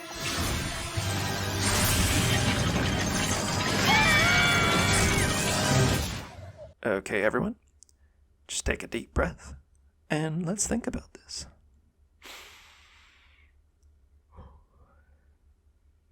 Okay, so let's consider what in the ever-loving, turd-smoking, penis-pumping, ass-slapping, unicorn-horn-sucking Miss Betty White shit just happened. I'm just kidding, it's not that hard to figure out if you give it 2 seconds. So they drop out of the wormhole into an area that seems somewhat familiar.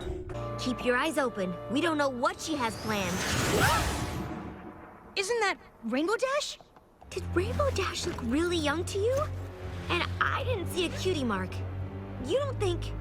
We traveled back in time to when Rainbow Dash raced the bullies who made fun of Fluttershy and performed her first sonic rain boom? Spike was actually correct. They had indeed travelled to the moments just before Rainbow Dash performed the Sonic Rain Boom, remember Season 1, which caused the simultaneous Cutie Mark acquisition of the main characters. And also, if you are deep in the lore and a total nerd like me, you would also remember from the episode where Twilight's future self visited her that time travel spells were only accessible from the spellbooks within the Star Swirl the Bearded wing of the Canterlot Castle Library, which is where Starlight got the spell. Uh-oh? Was that brony talk? I did just pull that straight from memory. No,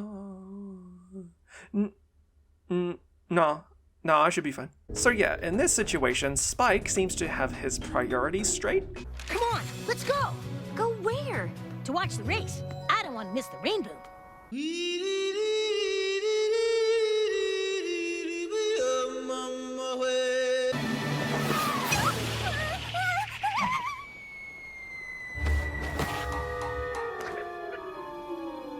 Holy shit, he just stopped Twilight pulling a Marty McFly. How is he being so smart in the first few minutes of the episode? Okay, so for the smart people in the audience who have seen literally any time travel movie or show ever, let me just confirm what you guys are expecting.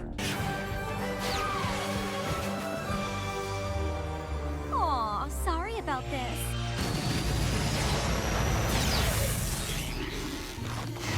Hey, what gives? Oh no, she stopped the Sonic Rain Boom, so now they have to find different ways to get the Cutie Mark. Is that a problem? Yes! Big problem! Big freaking problem! It's every pony for themselves! We gotta run! Lock your windows! Rob the stores! We gotta go! Starlight Glimmer has just entered Equestria! It's all coming down! It's okay, honey. It's alright. I'm Brad Pitt. You'll be okay. Run for your fucking life! What are you doing? Don't look! Go! Rainbow Dash is dead! Fuck! It's Starlight! She's gonna fucking get... Oh! Fuck! Run!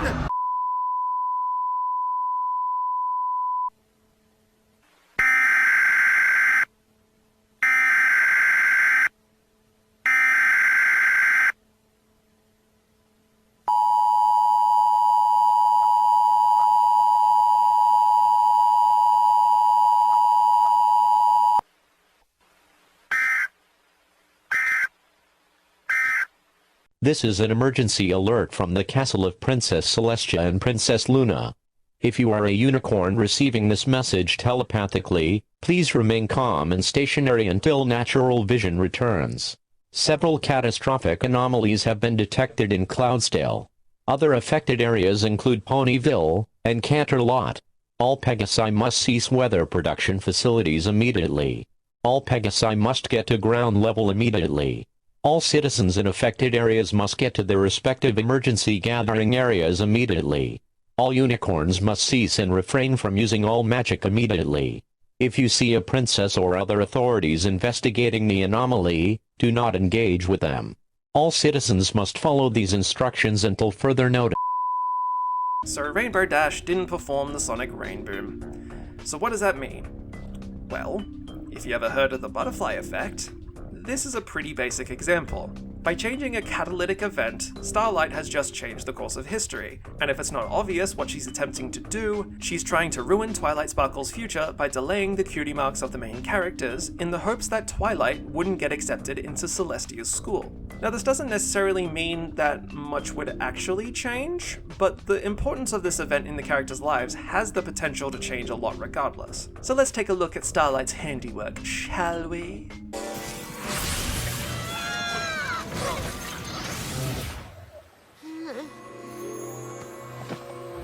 I don't know what Starlight's up to yet, but we better figure it out before it's too late. Twilight, I think it already is.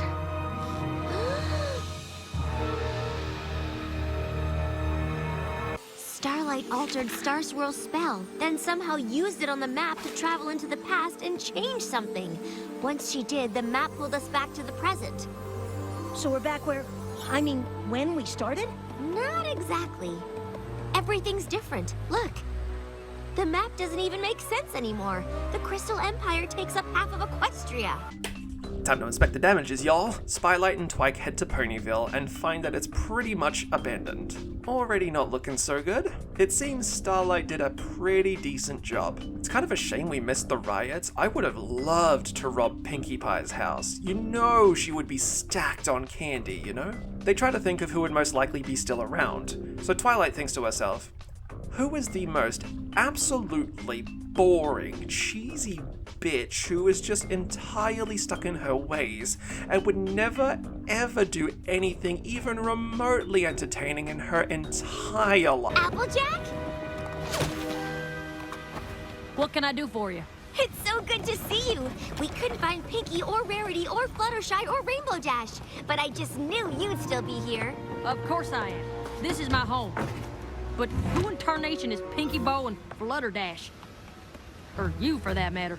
Alright, so what happened is King Sombra has managed to take over Equestria since the main characters weren't able to help. Don't ask me why Celestia or Luna couldn't wait, not Luna, never mind, I forgot. You know what I mean. I'm just gonna assume that the new timeline is sound and whatever. Anyway, when King Sombra took over the land, everyone outside the Crystal Empire took up arms and revolt. Now every single resource is sent to those fighting the Empire. So yeah, things are bleak. Twilight has a bit of realization that since the friendship map has a connection to the Tree of Harmony, and the map is still there, then it must be trying to fight and correct the harm done to the timeline, sort of like a white blood cell. Then they're like, well, we still have the map, so let's go back further than Starlight and stop her from stopping the rain boom.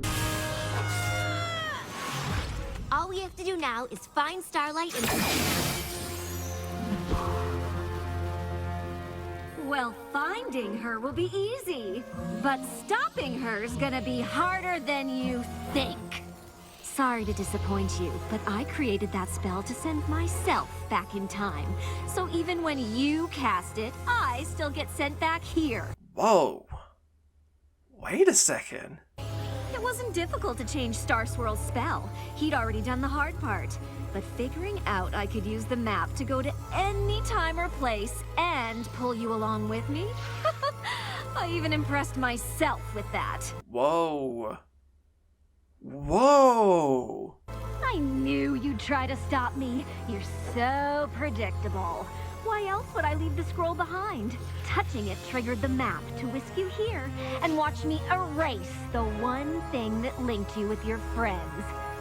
Oh my God! Starlight's a genius! Oh my God! Okay, so if you didn't exactly catch that, Starlight Glimmer has basically reverse engineered the spell so that every time Twilight uses it, Starlight also gets sent back to that time, but slightly earlier, so she can stop Twilight every time. Holy crap, that is some unbelievable big brain shit. And the spell is only available in scroll form, meaning this is the only copy. Just... what? I'm just gonna, you know. There we go. My village was a sanctuary of equality where no pony's cutie mark allowed them to feel superior. It was a special place, and you and your friends took it away. Now it's my turn to take something special from you! Without the rain boom, you and your friends will never form your special cutie mark bond. Cutie marks for cutie marks! Sounds like a fair trade to me!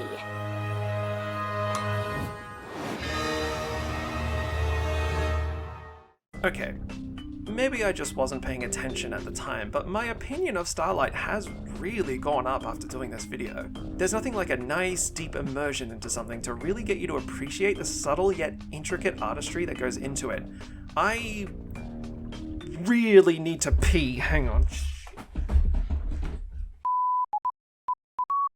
So Twilight breaks out and heads back to Cloudsdale to try and stop Starlight again, but she's just on a whole other level. We have to stop Starlight as soon as Rainbow Dash and those bullies race by, because she can pop up anywhere. Like, over there? Just remember how you'd feel if someone said those things to you.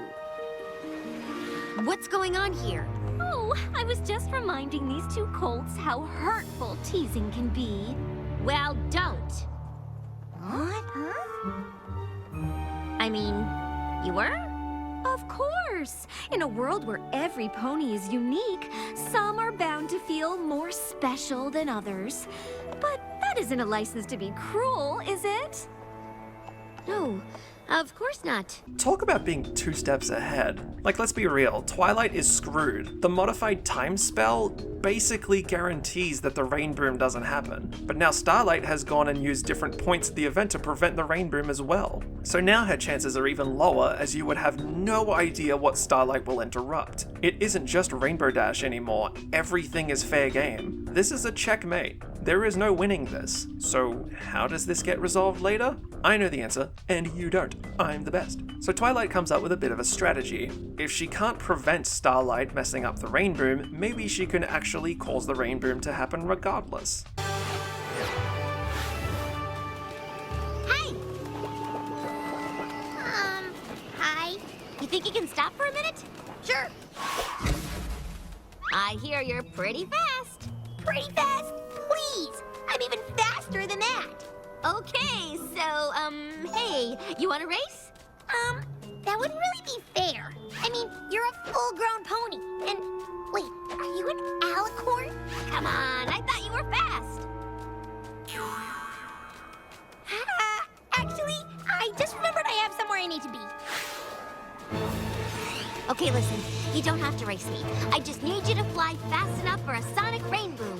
What? I can't do that. No pony can. It's not even a real thing. It's just an old mare's tale. But it's not. I know it's not. I've seen you do it in the future.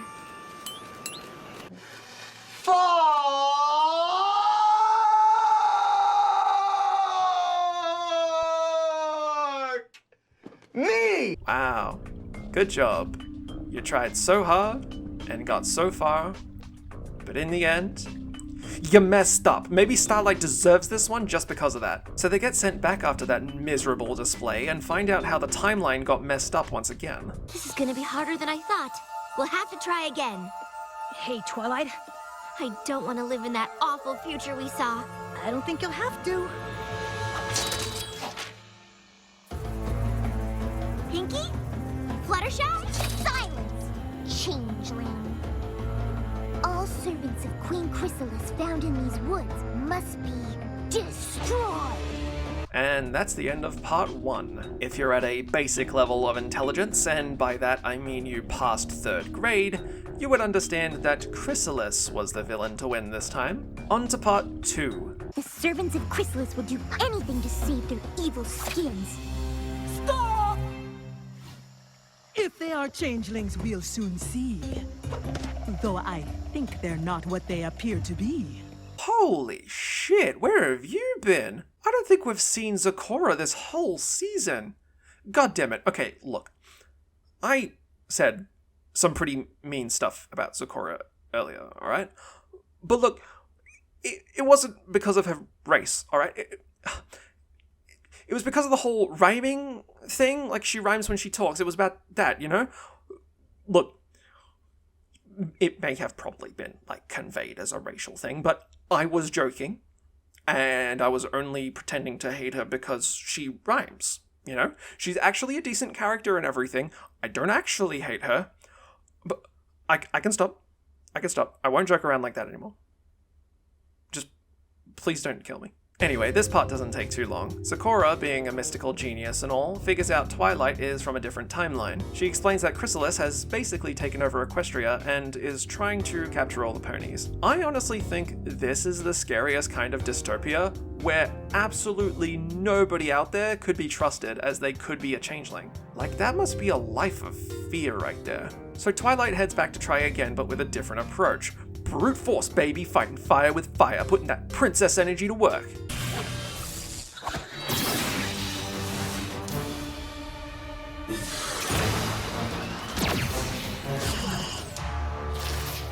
Not bad, but it's gonna take a lot more than that.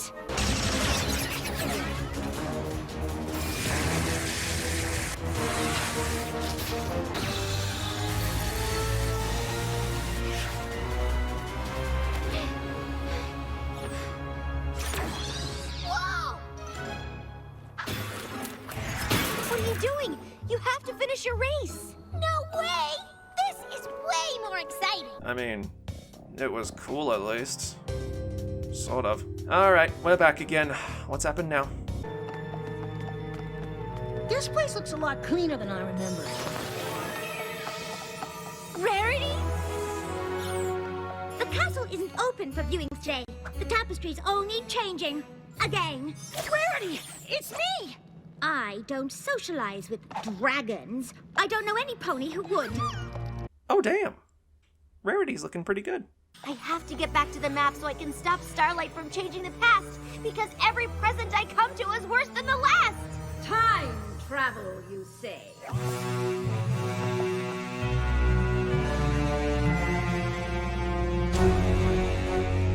Now that's something I would like to see. Oh, shit. This is a timeline I want to live in.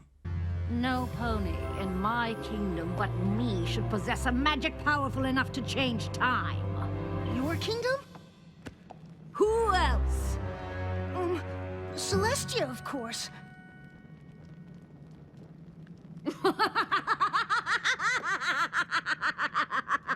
My sister has been imprisoned in the moon for years. But it is no less a fate than she sentenced me to. I am deeply, ridiculously in love with you. And above everything else, I want to be with you forever. Now, Twilight gets away from this disappointingly easy. I really wanted to see what living under Nightmare Moon would be like in everyday life. But, you know, gotta move the plot forward and whatever. Here we basically get some quick-fire shots. Bam, she tries to stop Starlight and fails. Boom, she goes back and Tyrek has taken over the world. Bam, she tries to stop Starlight and fails. Boom, she goes back and Discord has taken over the world. Ooh, I want to live there. Bam, she tries to stop Starlight and fails. Boom, she goes back and Flim and Flam have destroyed the environment. Now she goes back one more time and she's gonna pull a Hail Mary. Even the smallest change can snowball into an avalanche of trouble for the future.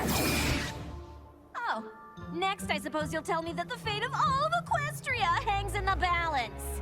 It does! Spare me your overblown ego. No group of friends, not even Princess Twilight's, is that important. I don't know how important other ponies' friendships are to the future, but I can show you what the world is like without mine.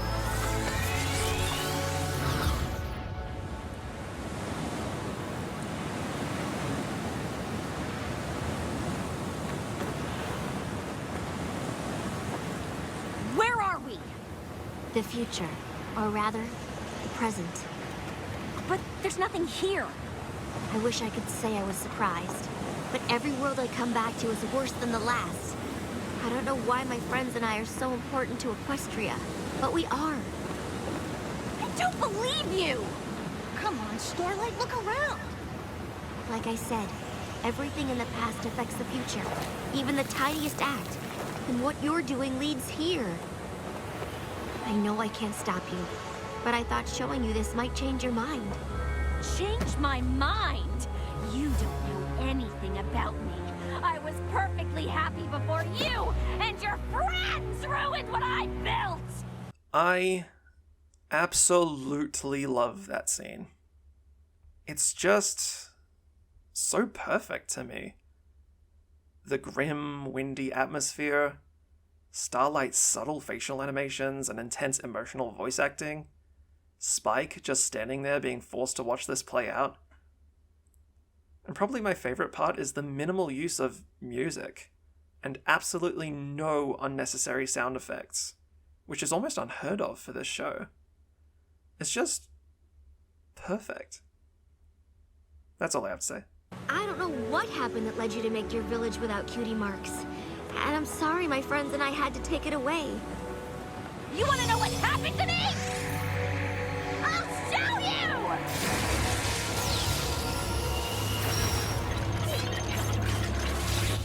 So now we get a glimpse of Starlight's past to understand why she is the way she is. She apparently was best friends with a boy named Sunburst, but upon discovering his cutie mark, was sent off by his parents to Canterlot to study magic. Since then, she's been afraid of making any friends because they might abandon her for their cutie marks again. That's ridiculous. A cutie mark can't take your friends away. Not every pony's lucky enough to get her cutie mark at the same time as her friend. You don't know what it's like to lose a friend because of a cutie mark. But once I stop the rain boom, you will! And when I destroy this scroll, there'll be no way for you to change it! Oh my god, she's really tearing that thing, holy shit! I've seen it a dozen times. Things don't turn out well in Equestria without my friends. Ugh, what's so special about your friends? How can a group of ponies that are so different be so important? The differences between me and my friends are the very things that make our friendship strong. I thought Sunburst and I were the same, but we turned out different, and it tore our friendship apart! So try again. Make new friends. And if something that you can't control happens that changes things, work through it together. That's what friendship is. And it's not just my friendships that are important to Equestria. Every pony's are. When yours ended, it led us here. But just imagine all the others that are out there waiting for you if you just give them a chance. How do I know they won't all end the same way? I guess it's up to you to make sure they don't.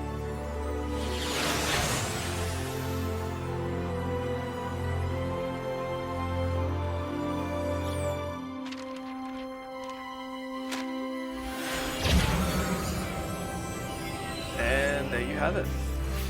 Twilight pulled this one out of her ass and finally got through to Starlight. At first I thought it was a bit unrealistic. Maybe it was the way they held hooves at the end, I don't know. But honestly, I think that was okay. Ever since Sunburst left her, she basically never had a real friend that whole time. What Twilight did was just give her hope. Showed her that this isn't the end. She can become someone who people can love. And while she did do some horrific acts that she thought was impossible to come back from, Twilight presented her with a second chance. A clean one. And I think that was enough to finally put her trust in someone else again. They then go back to the untampered present, and after a lot of convincing, Twilight brings Starlight on as her protege, just as Celestia did for her. I don't think I could come up with a more wholesome result there. From an outside perspective, anyone can seem evil for any reason. At that point, it can become really tempting to just ostracize them entirely and never forgive them. But just like Princess Luna, we should really try to understand why someone does what they do and really give them a second chance. People make mistakes, small or big, in this case huge. But if you just abandon someone for it and never give them an opportunity to learn from it and repair the damage they caused, then you just might be creating a monster of celestial proportions. Life's not black and white. And neither are people, everyone knows that. And it's never too late to turn things around either. Everyone's made mistakes and harmed someone in their lifetime. Whether that person be a friend, stranger, or even yourself. You can come back from it. You just need to try. I think everyone who knows me knows that I like watching cartoons more than any other show. Particularly kids' cartoons. I sometimes wonder why I like cartoons. It's kind of hard to give a specific answer because there's a lot of things I like about them, like the artwork and designs and such.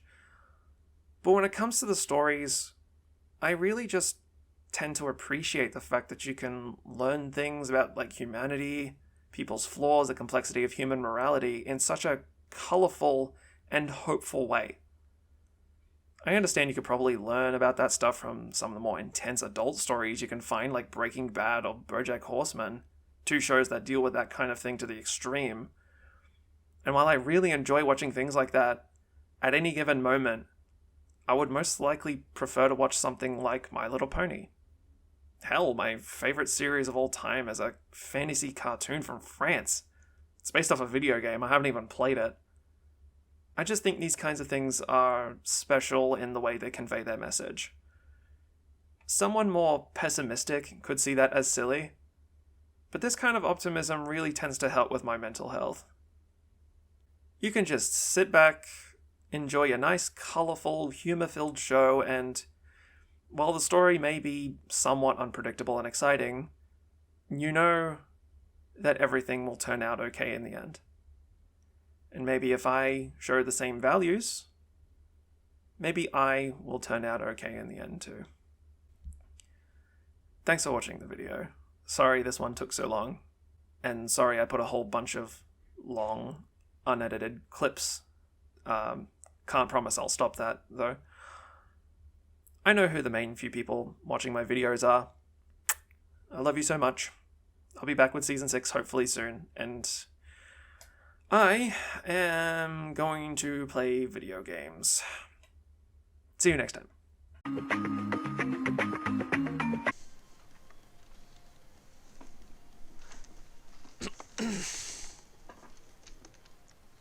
Alright, so I did something bad. I did something real bad. Real bad. I'm gonna figure out where I put it though. I think it's like... Yes! It's so ridiculous. I had to get it and try. I tried it once, but that was a long time ago. I have to do it again.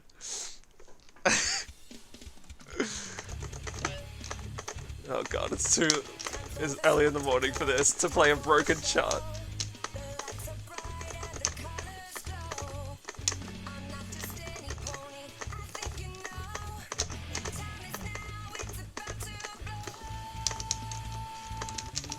I can't tell if I like how this sounds or not.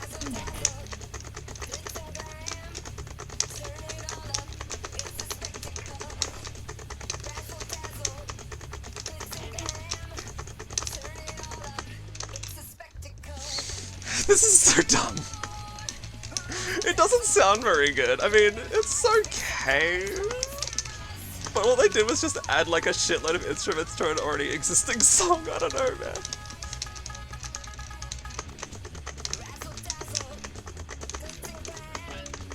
Shit, I'm so tired. It's 4 AM and I'm playing My Little Pony Clone Hero Chart. Ah! Why do I do this to myself? Oh, that's right, it's like the whole thing. How long does this go for?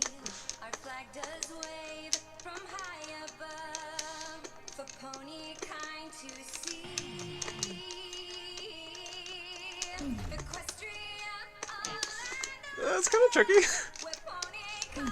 Shit.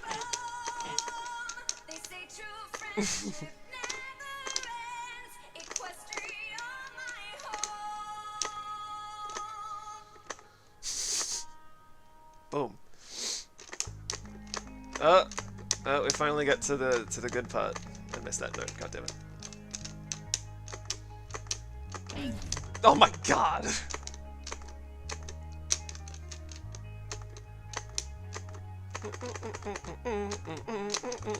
So far, it just doesn't sound great. To show you who I am. I know the lyrics, shut up.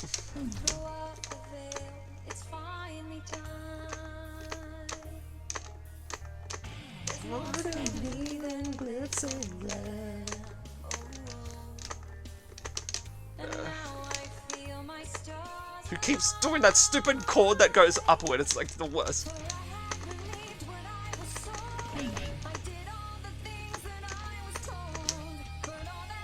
This doesn't sound great.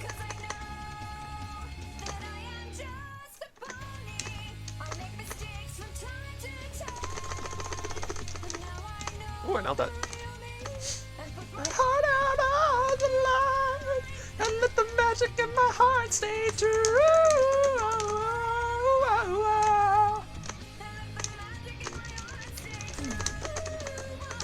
Ooh, that's hard to do it naturally. Ooh.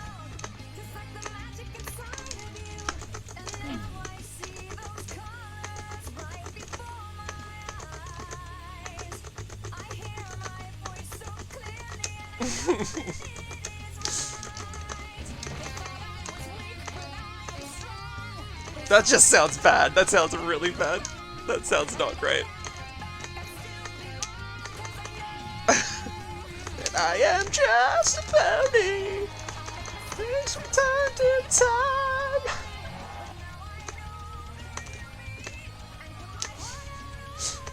I'm sorry, they ruined a perfect song. Let's be real.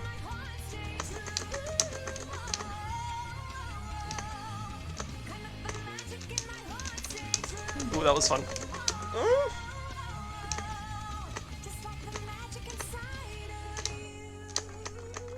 Is it over?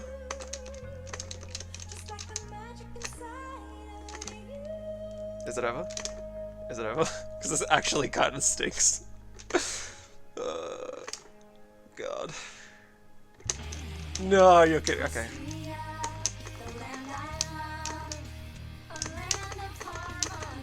Screw me for thinking it was over. What a... Shit.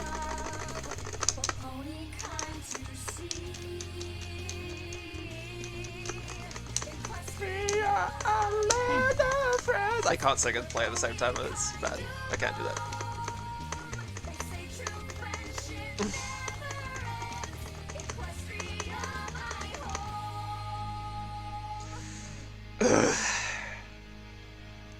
That sucks. It's not great. Like, you can't just, I'm sorry, you can't just, like, add guitar to that and, like, heavy drums. It just doesn't sound right because you're just drowning out the song. That's literally what that was. It's not great. It's still going. The lines are still going. There's more notes. Unless it's, like, glitched out.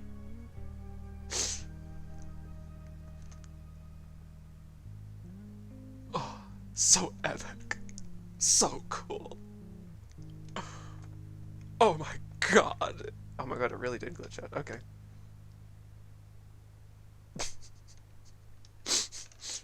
That wasn't great. Is it over? Please. Thank you. What's my score on that one? Jesus H. Christ, that was stupid.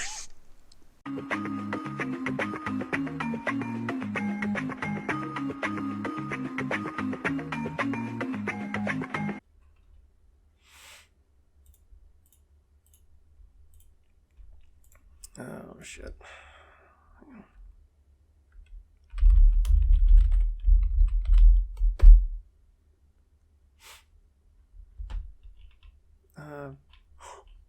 Whoa. What? Ooh. What? What? That's all. Oh my god, that's amazing. Oh my god, that's amazing. Okay. So I'm like recording this and like I just looked this up.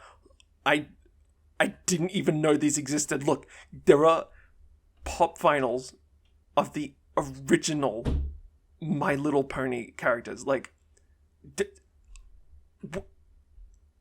huh? When? Since when? That's amazing. I want one.